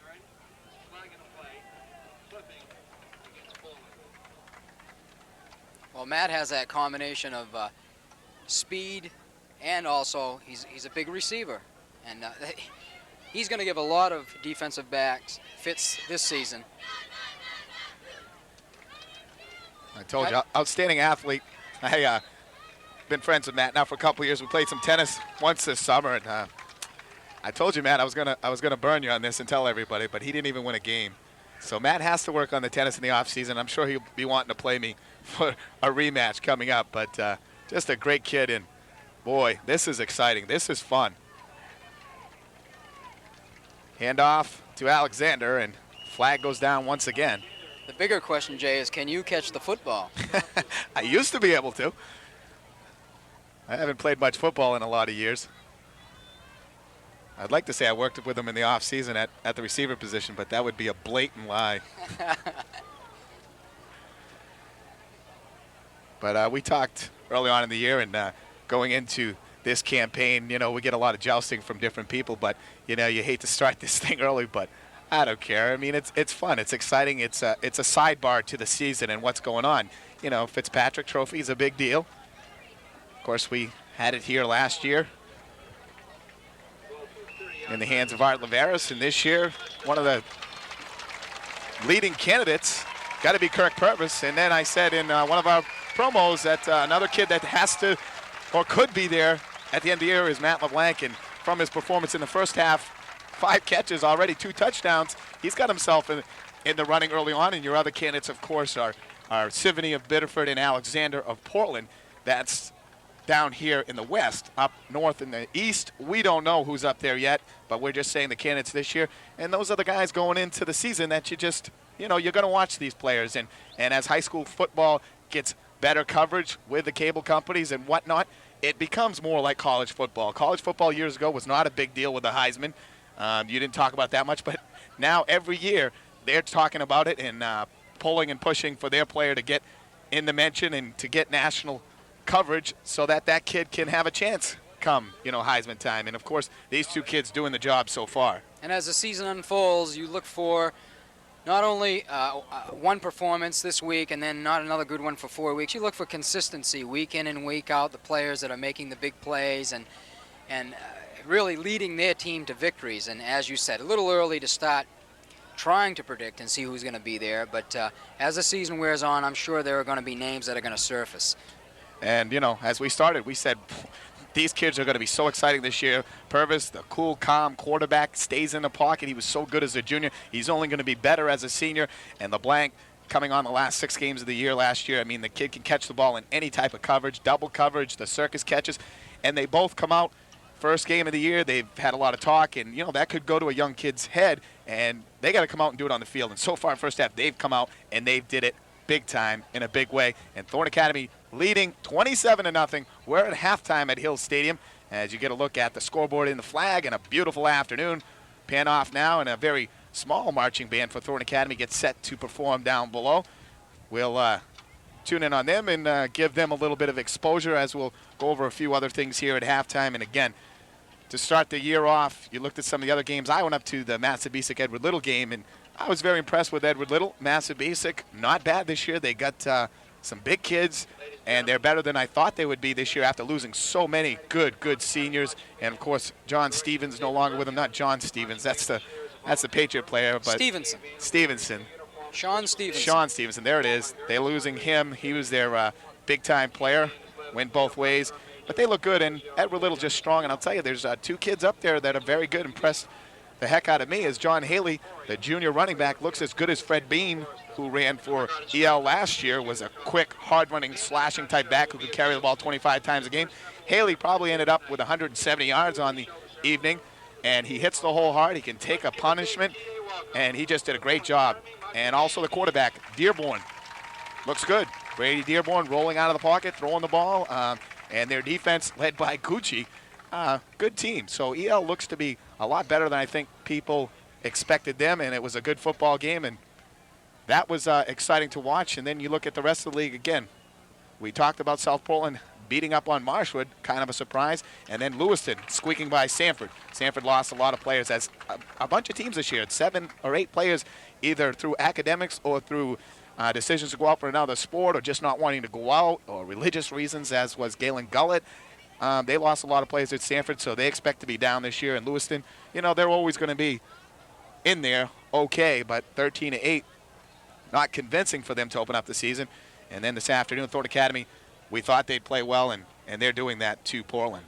Well, Portland, we can't say it often enough, I don't believe. They're definitely undermanned. When you have to start freshman in the starting lineup, that really points to something. Either the kid is just an outstanding ball player or you're hurting, and they are hurting. And Thornton Academy certainly is not feeling bad for them at all this afternoon. They're putting a lick on them, putting the game right to them, and hopefully they'll continue to do that, and we'll get to see everybody get in the ball game here this afternoon, get some game experience. Oh, definitely, and that's something Thornton was able to do last year, which helps these kids who are playing this year. Rick Carey got to carry the ball a lot last year, late in games, and so did Keith Cruddo. Cruddo, of course, from the quarterback position last year, now at the Z-back, but you can see that game experience, the confidence, and of course, those 2 athletes, you see the confidence that comes from being good athletes at other sports. I was talking with Bruce Lucas, the coach of Edward Little, and he feels that Brady Dearborn, their quarterback, was so good because he had a great year in baseball, and that gave him the confidence to come out and be a better football player, and you can't overestimate that. And Thornton certainly has those 3-star athletes who do that. I mean, Matt LeBlanc, another one, just outstanding in basketball. They had the great playoff run, and he carries from a good football into a great basketball season, comes out, does a good job for the baseball team, and now he's back with his senior season and knows that the sky's the limit for him, and that helps his confidence.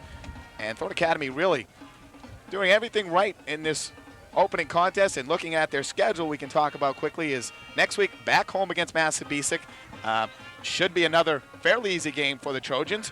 And then they go up to Edward Little on a Friday night, the only Friday night game of the season this year for Thornton Academy, as they have the off-season schedule, playing most of the night teams at home this year. And they'll play Edward Little, follow that up with Marshwood and Elliott, and then back here against Sanford. So Thornton Academy really having a good schedule to their favor, because as we know, Thornton, Marshwood will be a big game, but Thornton plays Marshwood much better down in Elliott than they do here at home. Both teams 2-0 at the other people's venues. So that favors Thornton Academy. Getting Portland at home always helps, because Thornton notoriously doesn't play well at Fitzpatrick Stadium.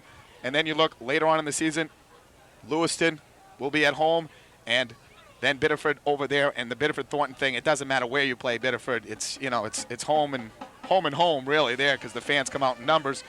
And then, of course, thrown in there will be a Deering and a much improved Deering team. I got to see them in preseason, and they look much, much better. And I think that team could find themselves in the playoffs, number 7 or number 8, because they're going to knock off some people this year, Deering. And I'm very happy to see their program headed back in the right direction. Westbrook's still a big-time down season, and, of course, Thornton does not play Westbrook, South Portland, or Cheverus. Those are the 3 teams that Thornton will not play this year. And, again, maybe favoring Thornton Academy, maybe not. It's hard to say at this point. South Portland, though, if that's any indication early on, could be a very, very good team this year. You certainly can't go by one game now. Let me give you an example. Last year, if you recall, Edward Little knocking off Biddeford, and, you know, naturally expecting big things. Anytime you beat the Tigers, it's quite an accomplishment for your program. But from that point on, really, the rest of the season was a real downer for them. Did they finish it? Was it 3-5 or 2-6? 2-6 overall, and they lost a lot of close games. But yeah, did not make the playoffs, and they were really hurt by that. This year they started off on a good foot, and now they do have to travel down to Biddeford next Friday night, which will be a good game. And Edward Little already looking. Barry Lamar on the camera this afternoon. You get a look at the home crowd for Thornton Academy. And as we pan across, a couple of birthdays coming up this week that I'd like to wish these fine Thornton Academy boosters and Thornton Academy graduates a happy birthday. First and foremost, Chuck DeSomnides, a 1971 graduate, 39 years old today. Chuck going to give you a few years back, but a happy birthday to Chuck, a long-time Thornton Academy faithful fan. And his birthday, we've talked to him down below a little earlier on. Mark Cantra, our very own cameraman, producer, all-around guy. A happy birthday coming this Monday on the 7th, Labor Day. His birthday this year. Want to wish Mark a very happy one. And also, Labor Day, yeah, your birthday's on Labor Day. And also like to wish my brother-in-law, Richard Martin, 1971 graduate, the big 4-0. Oh, no, 4-0. Are you sure it's only 4-0? Yeah, I think so. He does look a lot older, though, with that gray hair now coming in at full force. But Dick, freshman baseball coach for Thornton Academy this year in his rookie season, had a nice opening campaign with the Trojans. And, of course, a longtime faithful of the Trojans football games. And I want to wish Dickie a happy 40th birthday. It's coming this Thursday will be his birthday on the 10th. So you guys can give him a hard time and harass him about that. 40 years old, and that's our happy birthdays. Well, I can't say too much because really I'm not that far behind, and I'm sure he'll remind me of that. Gaining on him fast. Trojans doing their stretching as we bring it close to the second half, and Thornton Academy doing everything right in that first half, scoring 4 out of their 5 possessions. Started things off with Rick Carey on a 19-yard run up the middle, and the Trojans were on the board 6-0. Eric Cody picked up the bad snap and ran it in from about 15, 20 yards out on a superb 2-point conversion, one of the best you'll see as a solo effort for Eric Cody, and it was 8-0 in the first quarter.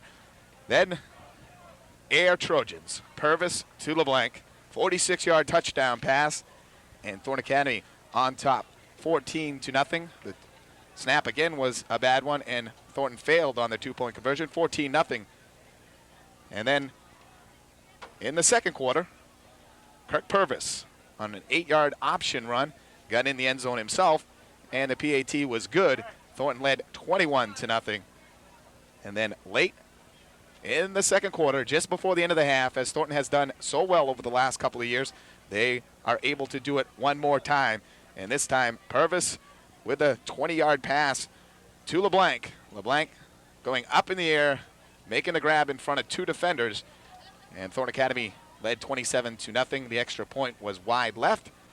And that's where we stand, 27-0, as Thornton will receive the second half kickoff. And more good news for the Trojans. More bad news for the Bulldogs. And we expected a long afternoon for Portland, and so far it's been just that. Although, you know, they really haven't played that bad. I mean, overall, they don't look as bad as we thought they might.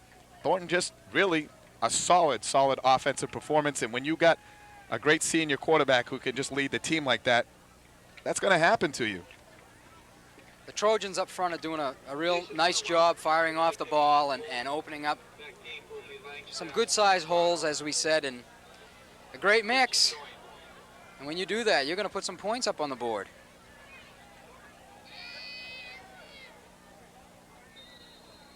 Honeywell will kick it off for Portland. Back deep, Crutto, a squib kick, almost an onside, and look out, Portland may get it. And it's knocked out of bounds. Number 83, Dave Brown, was there diving, and he almost got to that football on the intentional or unintentional onside kick, not sure, but it was very effective. Portland had an opportunity. I believe Thornton will take the football right there and not even give Portland another chance to try another onside or anything else for that matter, as Thornton will set up with good field position, first down and 10 at their own 35-yard line.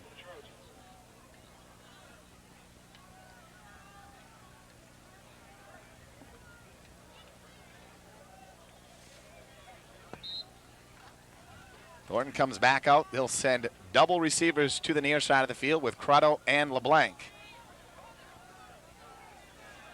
Purvis calling the signals.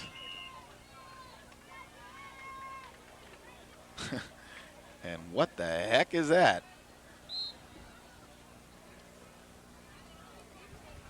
I believe the clock was running.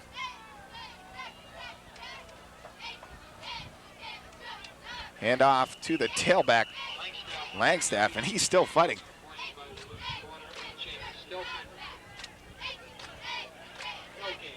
And the Trojans in the second half once again opening up with Droscher at center, Knox and Tabor at guards, Verrill and LeClaire tackles with Matt LeBlanc out, wide receiver, Cody, tight end, with Purvis, Carey, Langstaff, and Crotto in the backfield.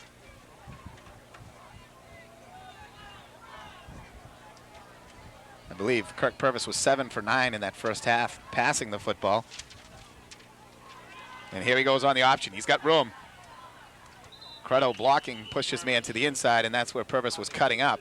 Unfortunate occurrence for the Trojans because there was a big hole there for Kirk Purvis. He picks up 5 on the play. It'll be third down now and 4.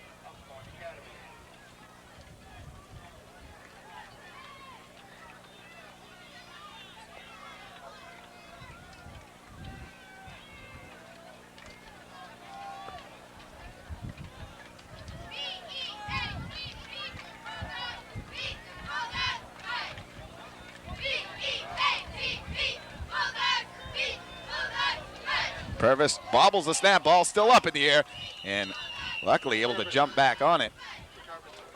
But that should set up the first punting situation for Thornton Academy. I believe it'll be Sean Hogan, number 13, doing the kicking. I was watching him yesterday in practice, and he was booming some kicks out there. Very strong leg.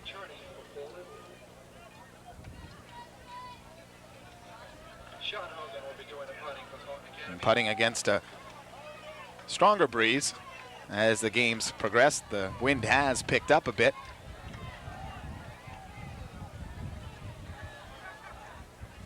Good snap. Plenty of time. Lining kick. A good one. Brown's back. He's going to let it bounce. Now he'll pick it up at the 19. Soroyce misses one tackle. And then Rick Carey there and throws him down at the 27-yard line. And Portland will set up first down and 10.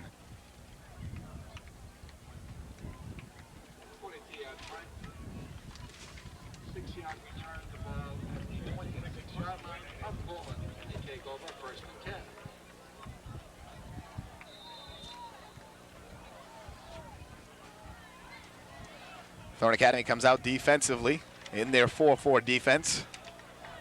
Hogan at safety. Crotto and Soroyce, the corners. The linebackers are Sear, Carey, LeClaire, and Lawson. Handoff, Alexander. Nothing doing. Carey again in there. It'd be interesting to see what adjustments the Trojans make on defense. In the first half, Portland did a decent job at running with Alexander up the middle.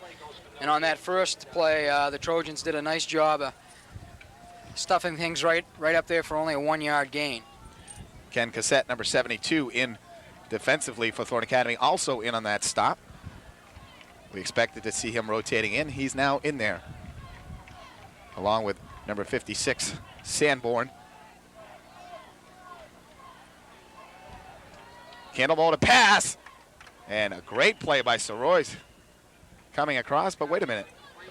The ball was caught. It looked like Soroyce tipped that away, but the ball just, no, I guess it was incomplete. So Soroyce did do what I thought he did. Got in front of that, knocked that one down, and that'll bring up 3rd down and 9 now.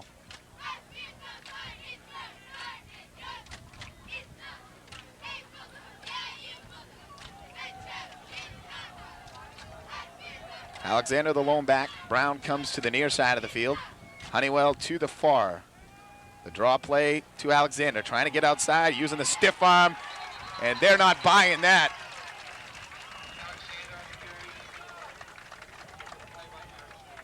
Sansucci, number 81, 21 carry. A lot of ones in there, along with Crutto and Hogan, but Sansucci and Carey, the main tacklers on that play, and not buying that stiff arm from Alexander. Great job by Sansucci. Everybody's doing the job thus far for the Trojans. Well, you look at this, Portland not that good offensively, but they still got one of the greatest backs in high school football this season in Alexander, and they've held him in check. Ball bobbled and recovered, I think, by Portland. Dave Brown, number 83, gets on top of it as Langstaff bobbled the football. And Portland will have great field position at Thornton Academy's 40-yard line. I think Langstaff taking his eye off the ball at the last minute, hitting him up near the shoulder pads. And one of the few miscues the Trojans have had here this afternoon. Ball at the 40-yard line of Thornton Academy, 1st and 10 for the Bulldogs.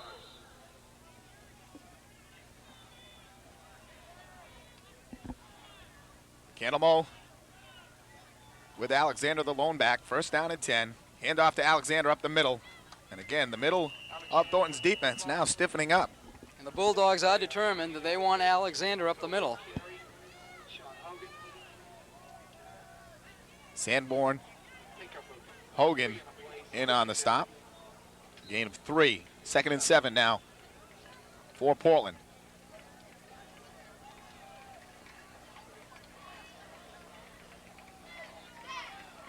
Honeywell to the near. Dave Brown to the far. I formation. Cannonball goes to the fullback Levitt. He's got a hole out there and a nice tackle. Coming across is Tim LeClaire, number 58.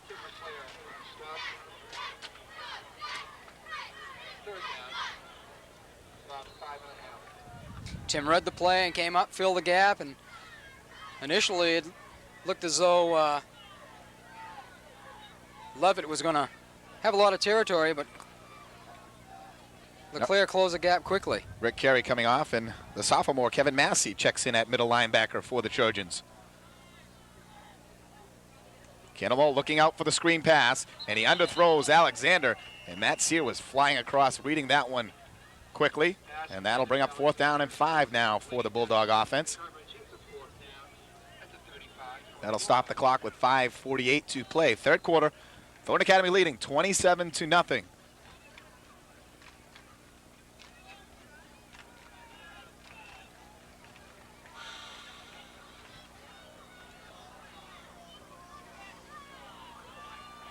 Coach Mike Bailey sends in the play to his quarterback.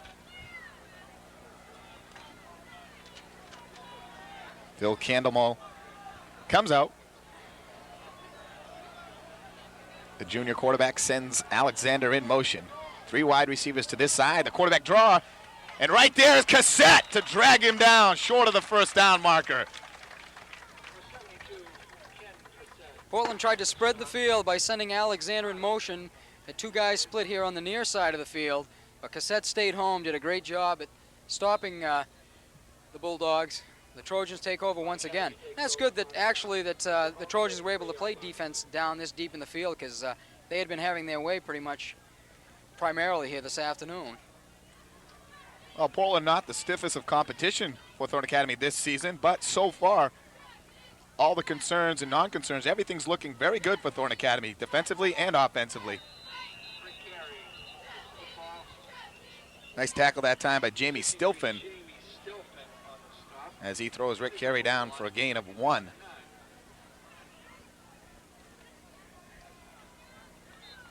Now you expect Thornton Academy to just kind of grind it out, take time off the clock. Obviously, have scored plenty of points to win this ball game.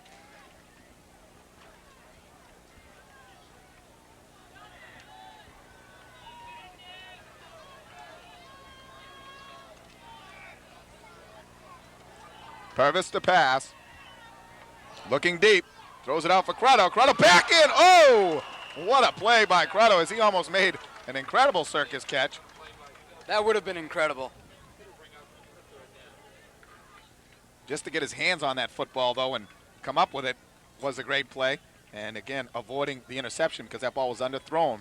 Purvis throwing against a stiff wind that time, and the streaking Crotto, he couldn't catch up with it, but Crotto adjusted to the football and came in between 2 Bulldog defenders to almost make a brilliant reception. Hogan to the near side, LeBlanc to the far, 3rd down and 9. Purvis pass, the blitz coming with Stilfen. They're setting up a screen. It's out there for Sear, and he drops the football. Plenty of maroon jerseys in front of him, too. And the Trojans did an outstanding job of selling the pass. Jamie Stilfen came right up the middle of the field, and Purvis just dropped back. That would have been interesting because he had a wall in front of him.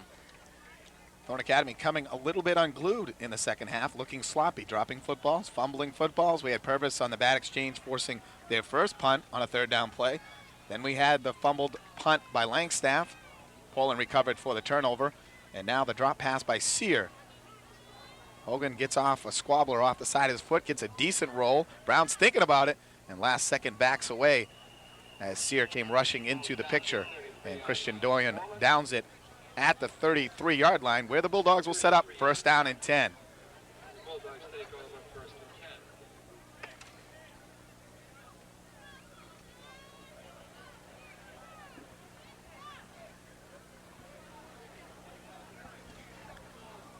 A few changes for the Trojans, Jay. Defensively here in the I believe I saw number 62 Lowell out there, as well as number 40 Kevin Massey. Brian Lowell, number 62, a 6'4", 220-pound senior. He's a big kid, and he's playing defensive end now for Thornton Academy. The tackles are 72 Cassette and 56 Matt Sanborn. And number 81 Eric Sansusi, the other defensive end. So Thornton Academy with 2 different defensive ends in there. And another one of the super softs, Massey. Coach Agresti said that he felt confident. Massey looked great at the beginning of the year, and then he got hurt. And stepping up behind him was Scott Fisk, and he did a good job. And then another sophomore, Chad Hedieras, came in and did a nice job. So he feels like all 3 of those kids could see action this year as sophomores. The ball intended for Honeywell off his fingertips and incomplete. The tip drill. Well, Massey built stocky, 5'9", 175. And that's a good size for a middle linebacker. Thornton notoriously always has the 5'5" to 5'8" middle linebacker. They have a lot of short ones throughout the years, but the kids can usually drill people. Well, low center of gravity. They can come in and put a good hit on running backs. 2nd down and 10.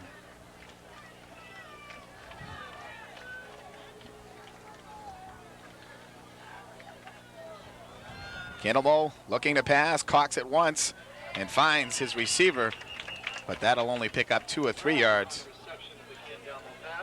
Dave Brown on the reception. That'll bring up 3rd down and 7.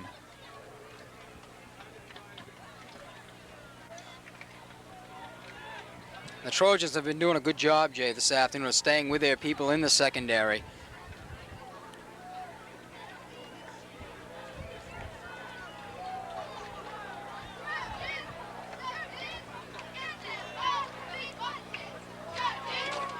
Cannibal coming this way. Going to throw it, he gets hit. Fumble or a pass, so they call it a pass, and Sansucci leveled Candamo as he was trying to unload. And Sansucci said, I'm going to unload on you. Fourth down now and 7. And every player contributing in the defensive strategies for Coach Morin. As Thornton Academy now really juicing it up on the defensive side. Now they got to get the offense going. It's losing its luster here in the second half. The game has gotten very, very slow moving and quite frankly boring.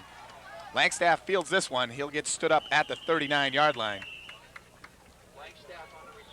Now it's time for the Trojan offense to get out there and do something. I think they will this drive. I think you'll see them a little bit with a little bit more intensity. You'd like to see them put one more in and then go to the second stringers and let them get some action. One more touchdown would seal this thing up late in the third quarter. We're down to 3 minutes, 15 seconds to play in the third. Trojans leading 27-0. Jay Harper along with Marc Paquette bringing you the opening game for the 1992 Thornton Academy Golden Trojans.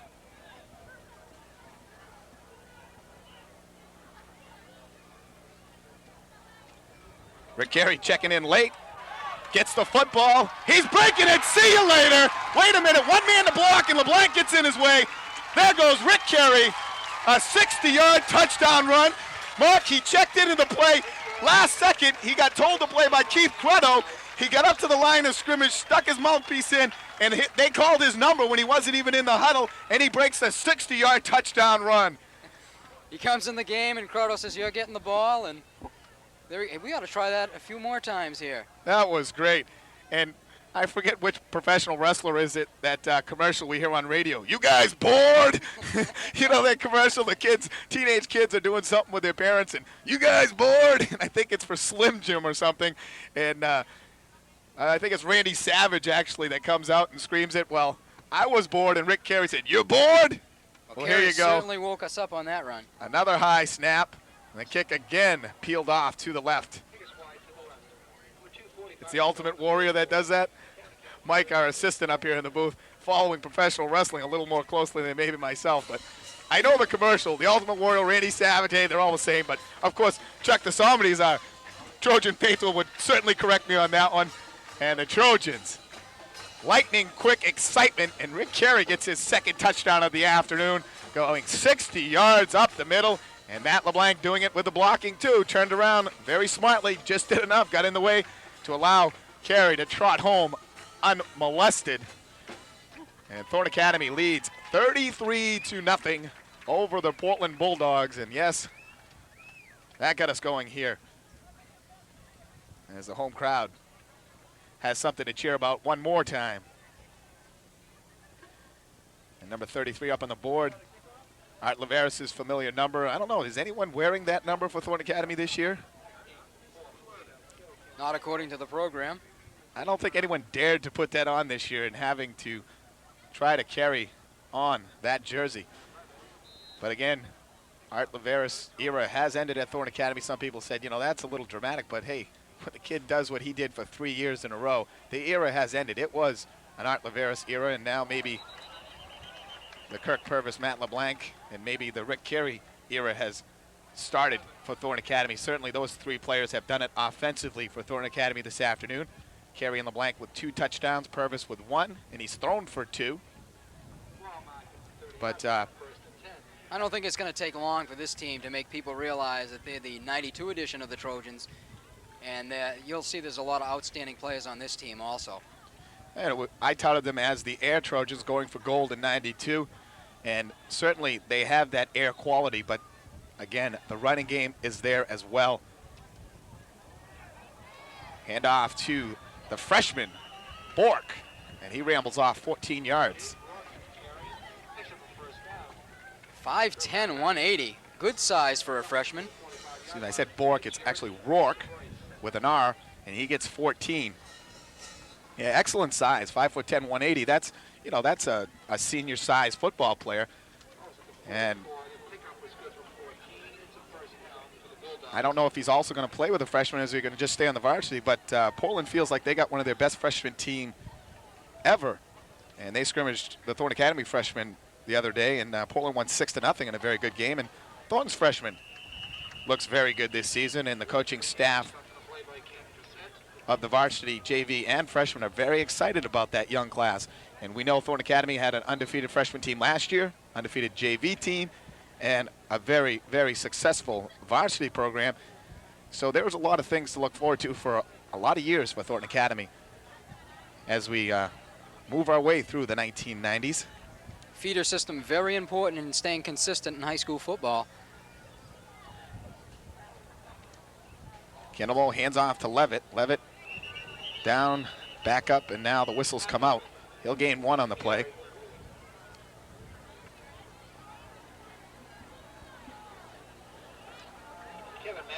But going back to Art Laveris, he's headed off to prep school for the Naval Academy and going to play some football and do some studies and hopefully move on to the Naval Academy to play for them. And we wish him the best of luck. And just a class act as Art Laveris Jr. and Sr. I'd like to, thank them.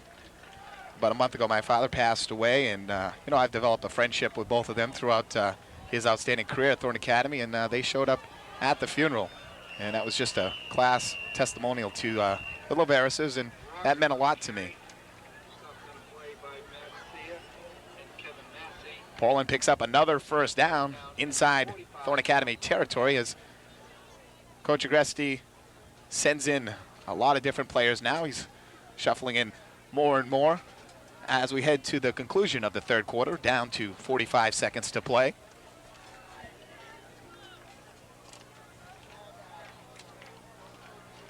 Edwards to the near side of the field.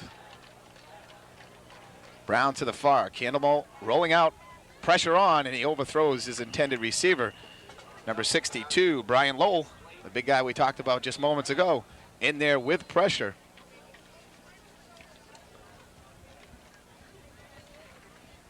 We get a chance later on, we can run through the entire roster and give you the names and numbers of each and every player out for Thornton Academy football this season.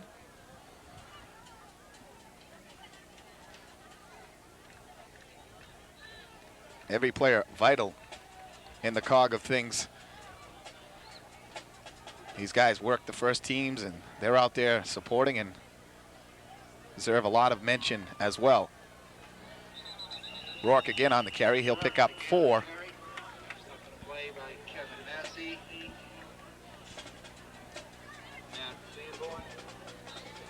Massey and Sanborn once again in on the tackle, as well as a few other Trojans.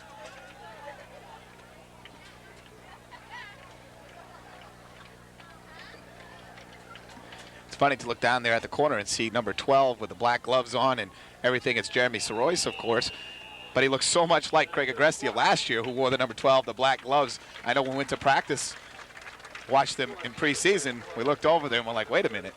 Who is that wearing number 12? Because it looked just like Craig Agresti. And he carries himself much the same way Craig did.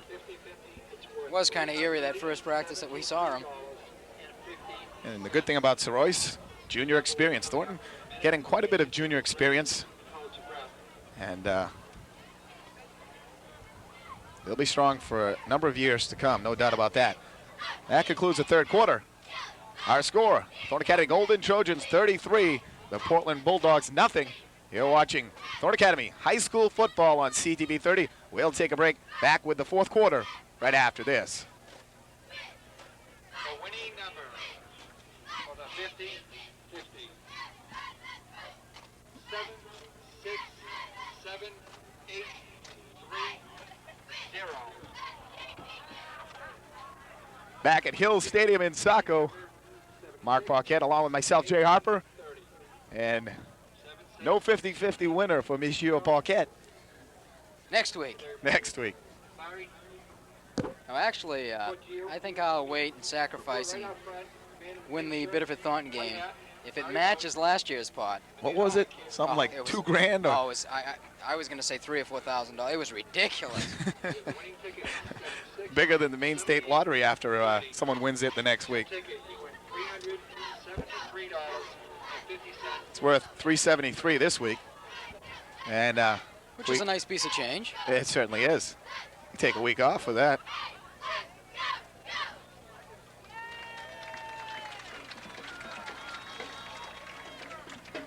"12 minutes to play. Trojans comfortably ahead, 33-0. 7, 6, 7, 8, 3, 0. Bingo. There's our winner.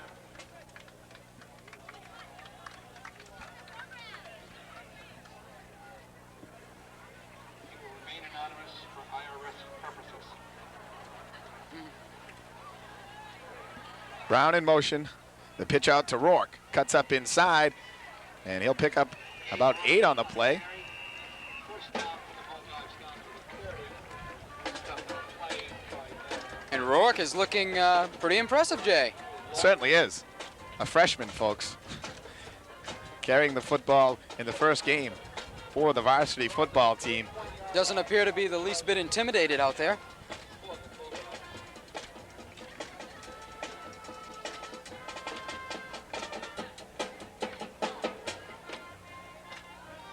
First down and 10. Matt Green and Brown go far to the left side of the field. Cannonball, though, goes with a draw to Rourke. And Rourke gets stood up and then pushed and punished forward by Matt Sear, number 34.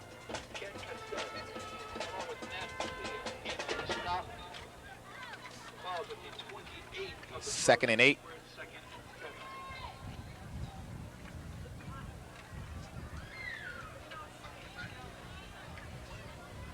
Let's see, Mark. We got to start coming up with other things to talk about. It's going to be a long fourth quarter. We've had a couple of long fourth quarters since I've been with you. I can remember a couple of times last year. You can't talk about the Red Sox. Oh. That's a short subject. Patriots, what's the word on their game tomorrow? They're not playing tomorrow. They they- open up against the Rams next week in L.A. So how are they going to reschedule that one? Their bye week. The bye week that they originally had, I think October 18th, they're going to play. Cannonball going deep, man out there. And no pass interference, and I think we could have seen that time. Brown got bumped as he went up for the football, but they didn't call anything. He almost nearly came up with a spectacular catch himself, as that was Cannonball's best pass of the afternoon, getting it down the field. And that'll bring up 3rd down and 9.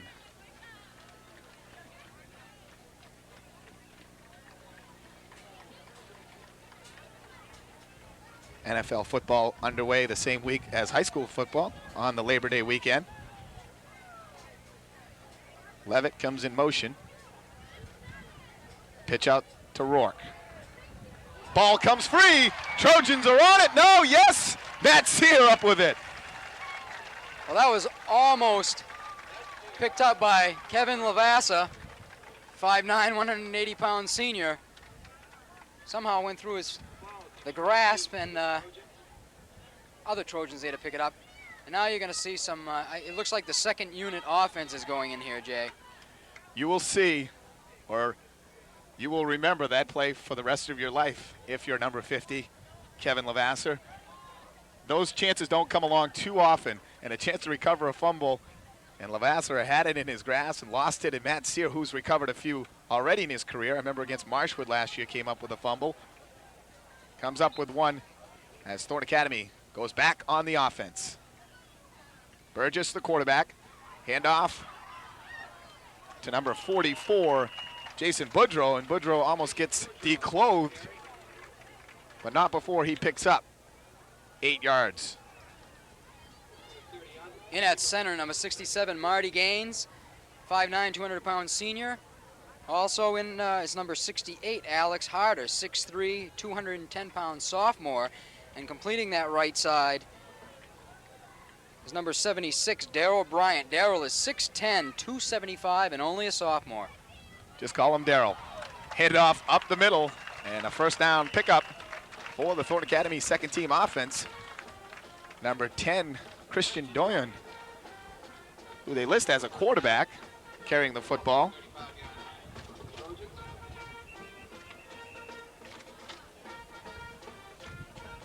Completing the line, Jay, number 63, Scott Fisk, 5'8", 185-pound sophomore. And 71, Neil Maynard, 5'9", 180, and a junior.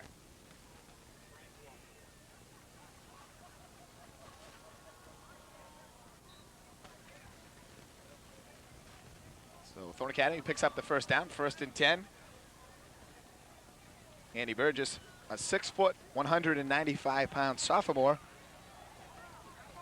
running the show for Thornton Academy.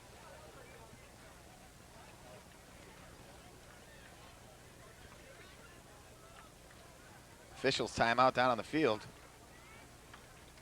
And I can only imagine what Josh Coleman of Portland, you know, a good-sized boy himself, 6 feet, 184, and looking in front of him, Darrell at 6'10".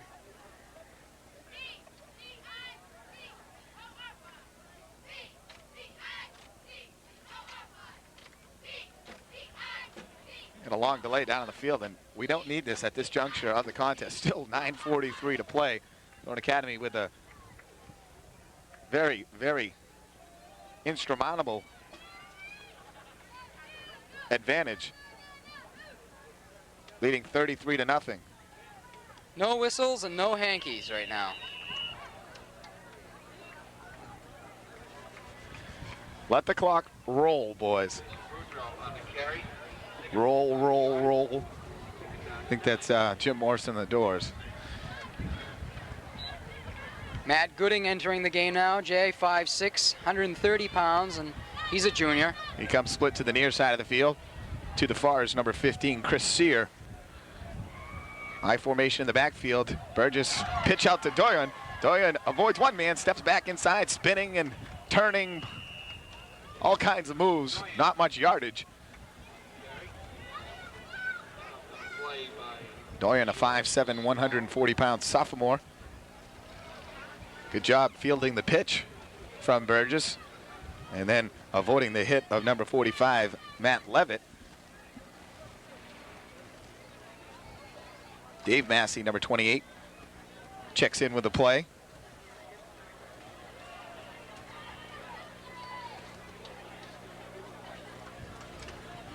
Burgess gonna throw over the middle. It's there and caught. Ball was tipped, and Aaron Knox, number 82, comes down with a football for a first down for Thornton Academy. Knox, a 6'1", 155-pound sophomore, comes up with a reception, and Burgess completes. Good concentration by Knox. And Burgess has a little zip on the ball when he throws it. Hand off up the middle to Massey. Massey punishing his way up the middle for a gain of nearly 10. The ball moves, the clock moves. I think Massey's going to be our new sophomore Bull this year. Last year we had Rick Carey. He just seems to be that type of player.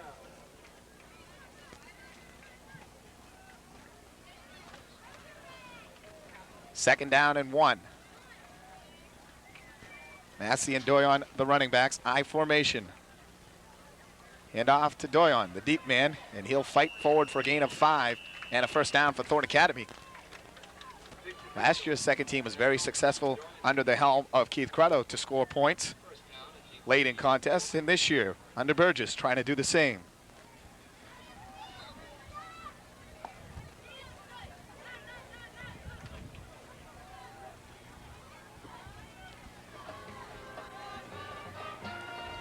First and 10.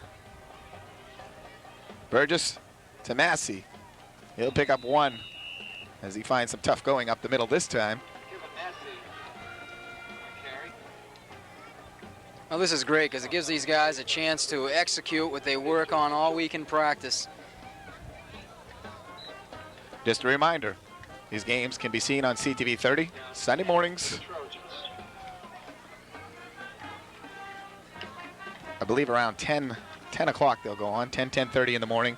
Check that time to be sure. Burgess on a keeper, and he gets buried. 72 for the Bulldogs. George Small, 6', 260-pound. Anything but small. Defensive player, and that's for sure. Brings him down for loss of 3 on the play. Sunday mornings and again Wednesday evenings. We'll be here each and every week for you. And my prediction, looking at the beginning of the season, it's Thornton Biddeford to the wire once again. And I don't see too much collisions along the way for the Trojans. I really don't. Burgess on a broken play. He's in trouble. Just go down. Little mix-up there in the backfield. Everyone looking at one another. And see the look on a few of the assistant coaches for Thornton Academy with a bit of a smile at this juncture of the game. They can afford to laugh a little bit and not get too upset about the broken play. Timeout down on the field. And with that timeout, we'll take another break. 5:52 to go. Thornton Academy 33, Portland nothing.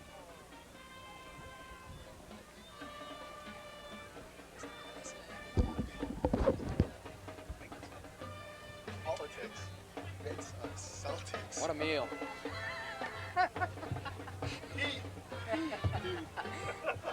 Labor Day plans. I don't know. Things will get better. It's going to be a little tongue twister there, but once we get rolling, you know. I can talk about my road race. That's what I was thinking of the last play.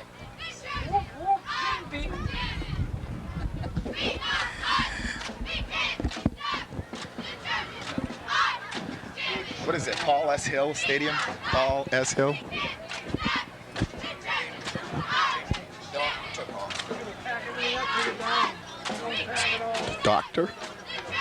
Dr. Paul S. Hill?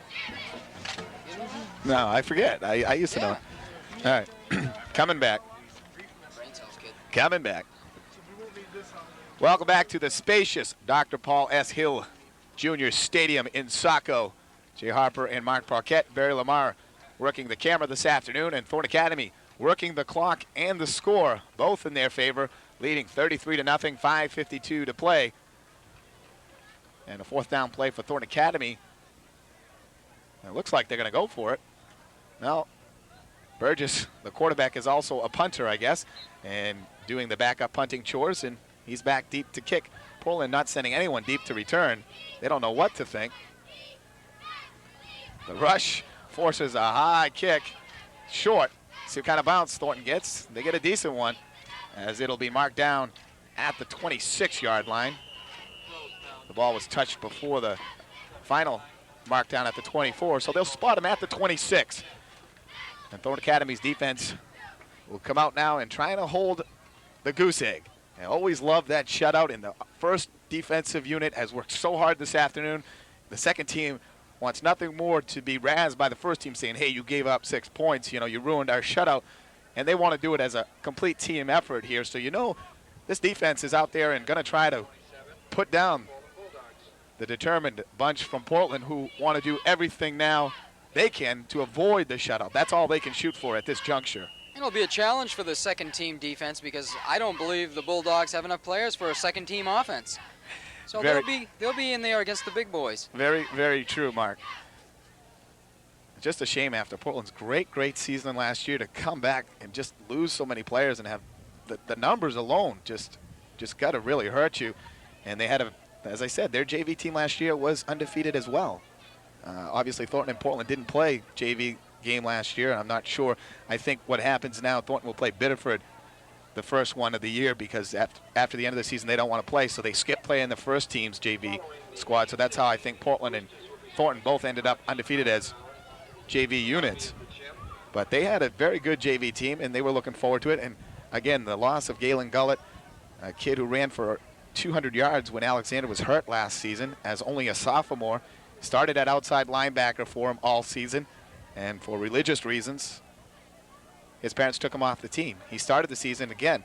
Coach Mike Bailey had him in camp thinking, great, here we go, Alexander Gullett. You know, he's a big part of my defense. He's going to carry the ball. I got a diversion to keep people away from keying on Alexander. And a week and a half into the season, his parents pulled him off the team.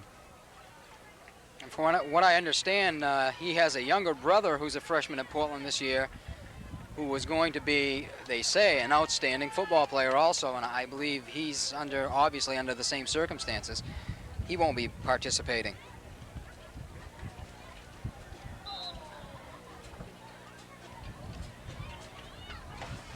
Okay, Portland comes out, first down and 10. Ball at the 26.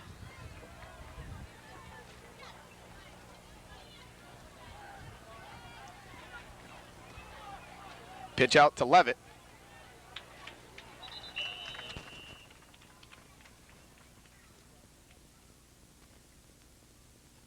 Brought down by number 62 for Thornton Academy, Ryan Lowell.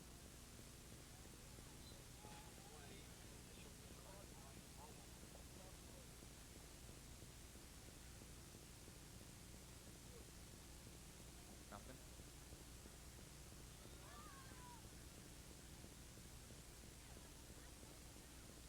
Second down and 9.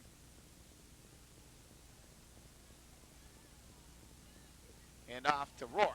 Bounces outside. And a nice tackle out there by Burgess. He'll pick up only 2. It'll be 3rd and 7.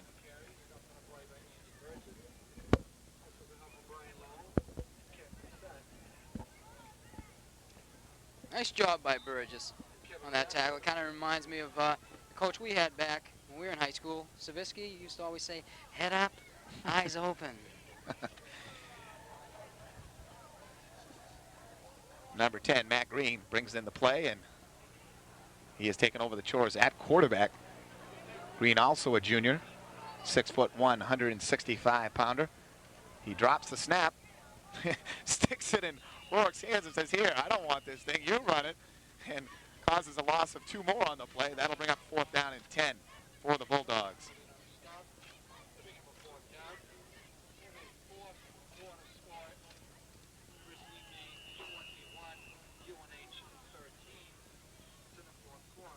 University of Maine starting their season off, leading UNH 21-13 in the 4th.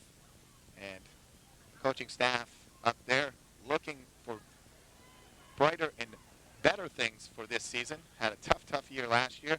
And they got some Maine kids playing for them, some good recruits they picked up within the state. And a couple of the kids from years past and from just last year should be seeing some playing time. Kid from Portland, Steve Stinson, big kid playing in the offensive line, should see some time. He won't be redshirted, I am told. And Steve Knight, the running back from Marshwood in their state championship undefeated season, should be seeing the ball out of the fullback position for Maine this year. I believe part of the problem there up in Orono has been how many head coaches they've gone through in the last 5 years. I believe it's 4, and hopefully they have one that's going to stay for a period of time and make a commitment to the players that are recruited. Exactly. And it's not, hopefully it's not just a stepping stone position.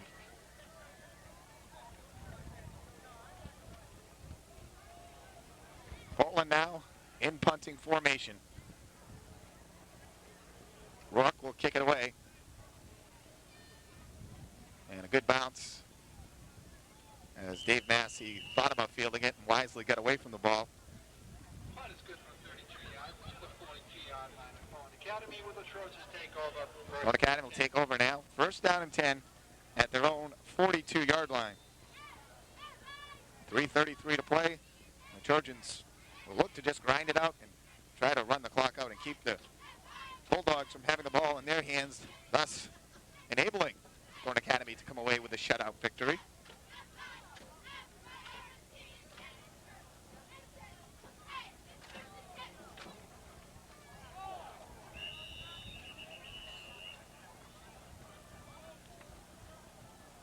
Woodrow on the carry. Woodrow on the carry. Victor Mitchell, along with Matt Levitt on the stop. Take up the yards, 2nd and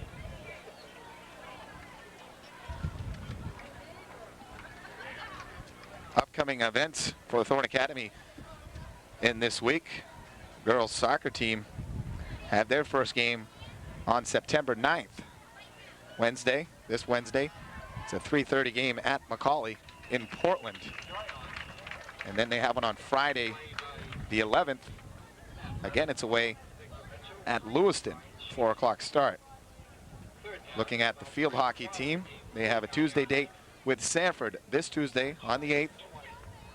They'll be playing Sanford at home, and then Thursday they visit Portland, a 3:30 start on Thursday the 10th. JV football, they play, it says Monday here. Monday afternoon says they'll play Portland. So I guess this year they will indeed play Portland. That's what it's listed in our program. And that'll be a 3:30 game at Portland. Monday afternoon, Labor Day. You're going to play football, a fumble. And just what Thornton Academy doesn't want, they give the ball back over to the Bulldogs and give them one more chance to try to get in the end zone. Last challenge of the day.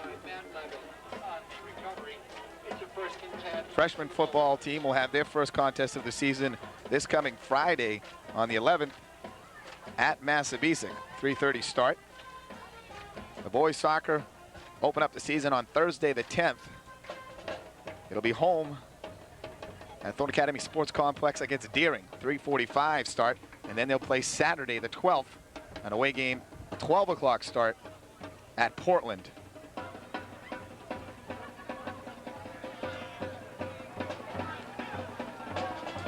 Pass out, intended for number 84, Mitchell Ferraro, and Matt Green throws it incomplete. And the cross country have a meet on Friday the 11th, 9/11. Friday, it's relays. That's what's listed. I'm not sure exactly what that means. 3:30 home. That's this coming Friday. They'll go every Friday throughout the season. The next Friday on the 18th, they'll be away going with Edward Little and Portland in cross country. And the golf team with a couple of matches this week. Rourke on the carry, looking to get outside. He does. A lot of room down the sideline. And there goes the goose egg. Not yet. He's got it. Did they give it to him? Give the kid the touchdown. Oh my. Man. Marking him inches away, Jay. Oh my. A 47-yard run for Rourke, the freshman. And Gabe tripped up by Lavasser, number 50. And I tell you, that's just a shame. A great run like that, and they mark him just short. Golf team with a couple of matches this week. Tuesday the 8th. It'll be away against Sanford, 3:30 start. And then Thursday the 10th home, 3:30 against Bonnie Eagle. Goal to go situation, they go to Rourke. The back judge, 8 yards off the ball, was the first official to put up his arms. How the hell could he see that? There's just no way. I mean, it may have been a touchdown, but that was just funny because he threw his hands up as Rourke was running up through the middle. Before the guy right on the line of scrimmage did. Exactly. I guess he just said, the kid deserves a touchdown. We're going to give it to him regardless whether he gets it or not. So Portland does get the goose egg off the board. Unfortunate situation just on the overall scheme of things. It comes with a minute 13 to play in the contest. It's now 33-6. Portland will go for the 2-point conversion. Pitch out, flag. Rourke trying to get in, fumbles, and recovered by the Trojans. So the conversion will not be good as long as the penalty's not against Thornton Academy. Flag on the play.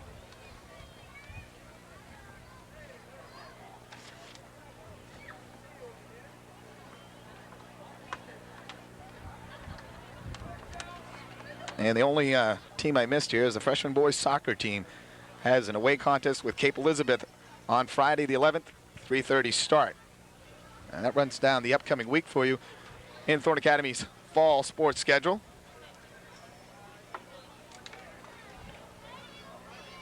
And it's against Portland, but why are they taking the penalty? They're saying Must have occurred prior to the snap, so they'll get another shot at it. you love those calls. Matt Green will bring them out one more time.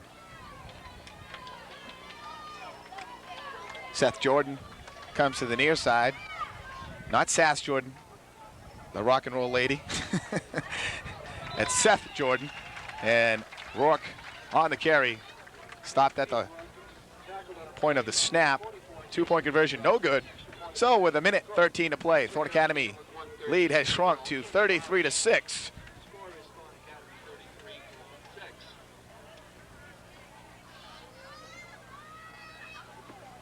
And just one more reminder here, I'm thinking of things to bring up and do the plug for the Star Cellular Sporting Saco 5K road race that comes up September 20th. It's a Sunday morning.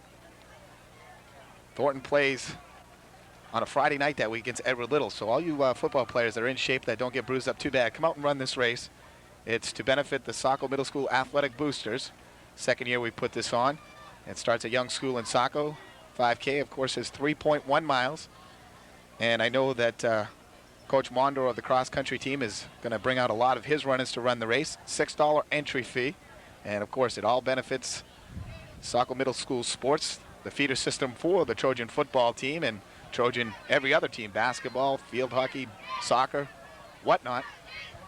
And it's a nice little course, 3.1 miles, September 20th, 10 a.m., $6 entry fee. I invite all the Thornton Academy football players to come out and see if they can still go three miles. Short kick fielded by Burgess, and Andy's going to run around a little bit and finally go down at the 40-yard line. Mark, you're going to be out running that with me, aren't you? Oh, yeah, I'm going to be there. Not many hills, you said, right? No, just one hill on Maple Street.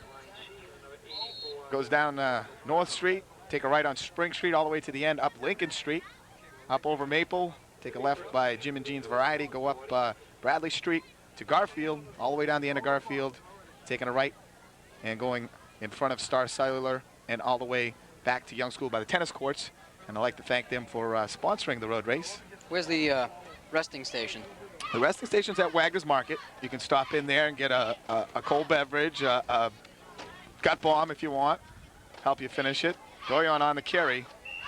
He'll pick up 2. And that should do it in the contest as we're down to 25 seconds.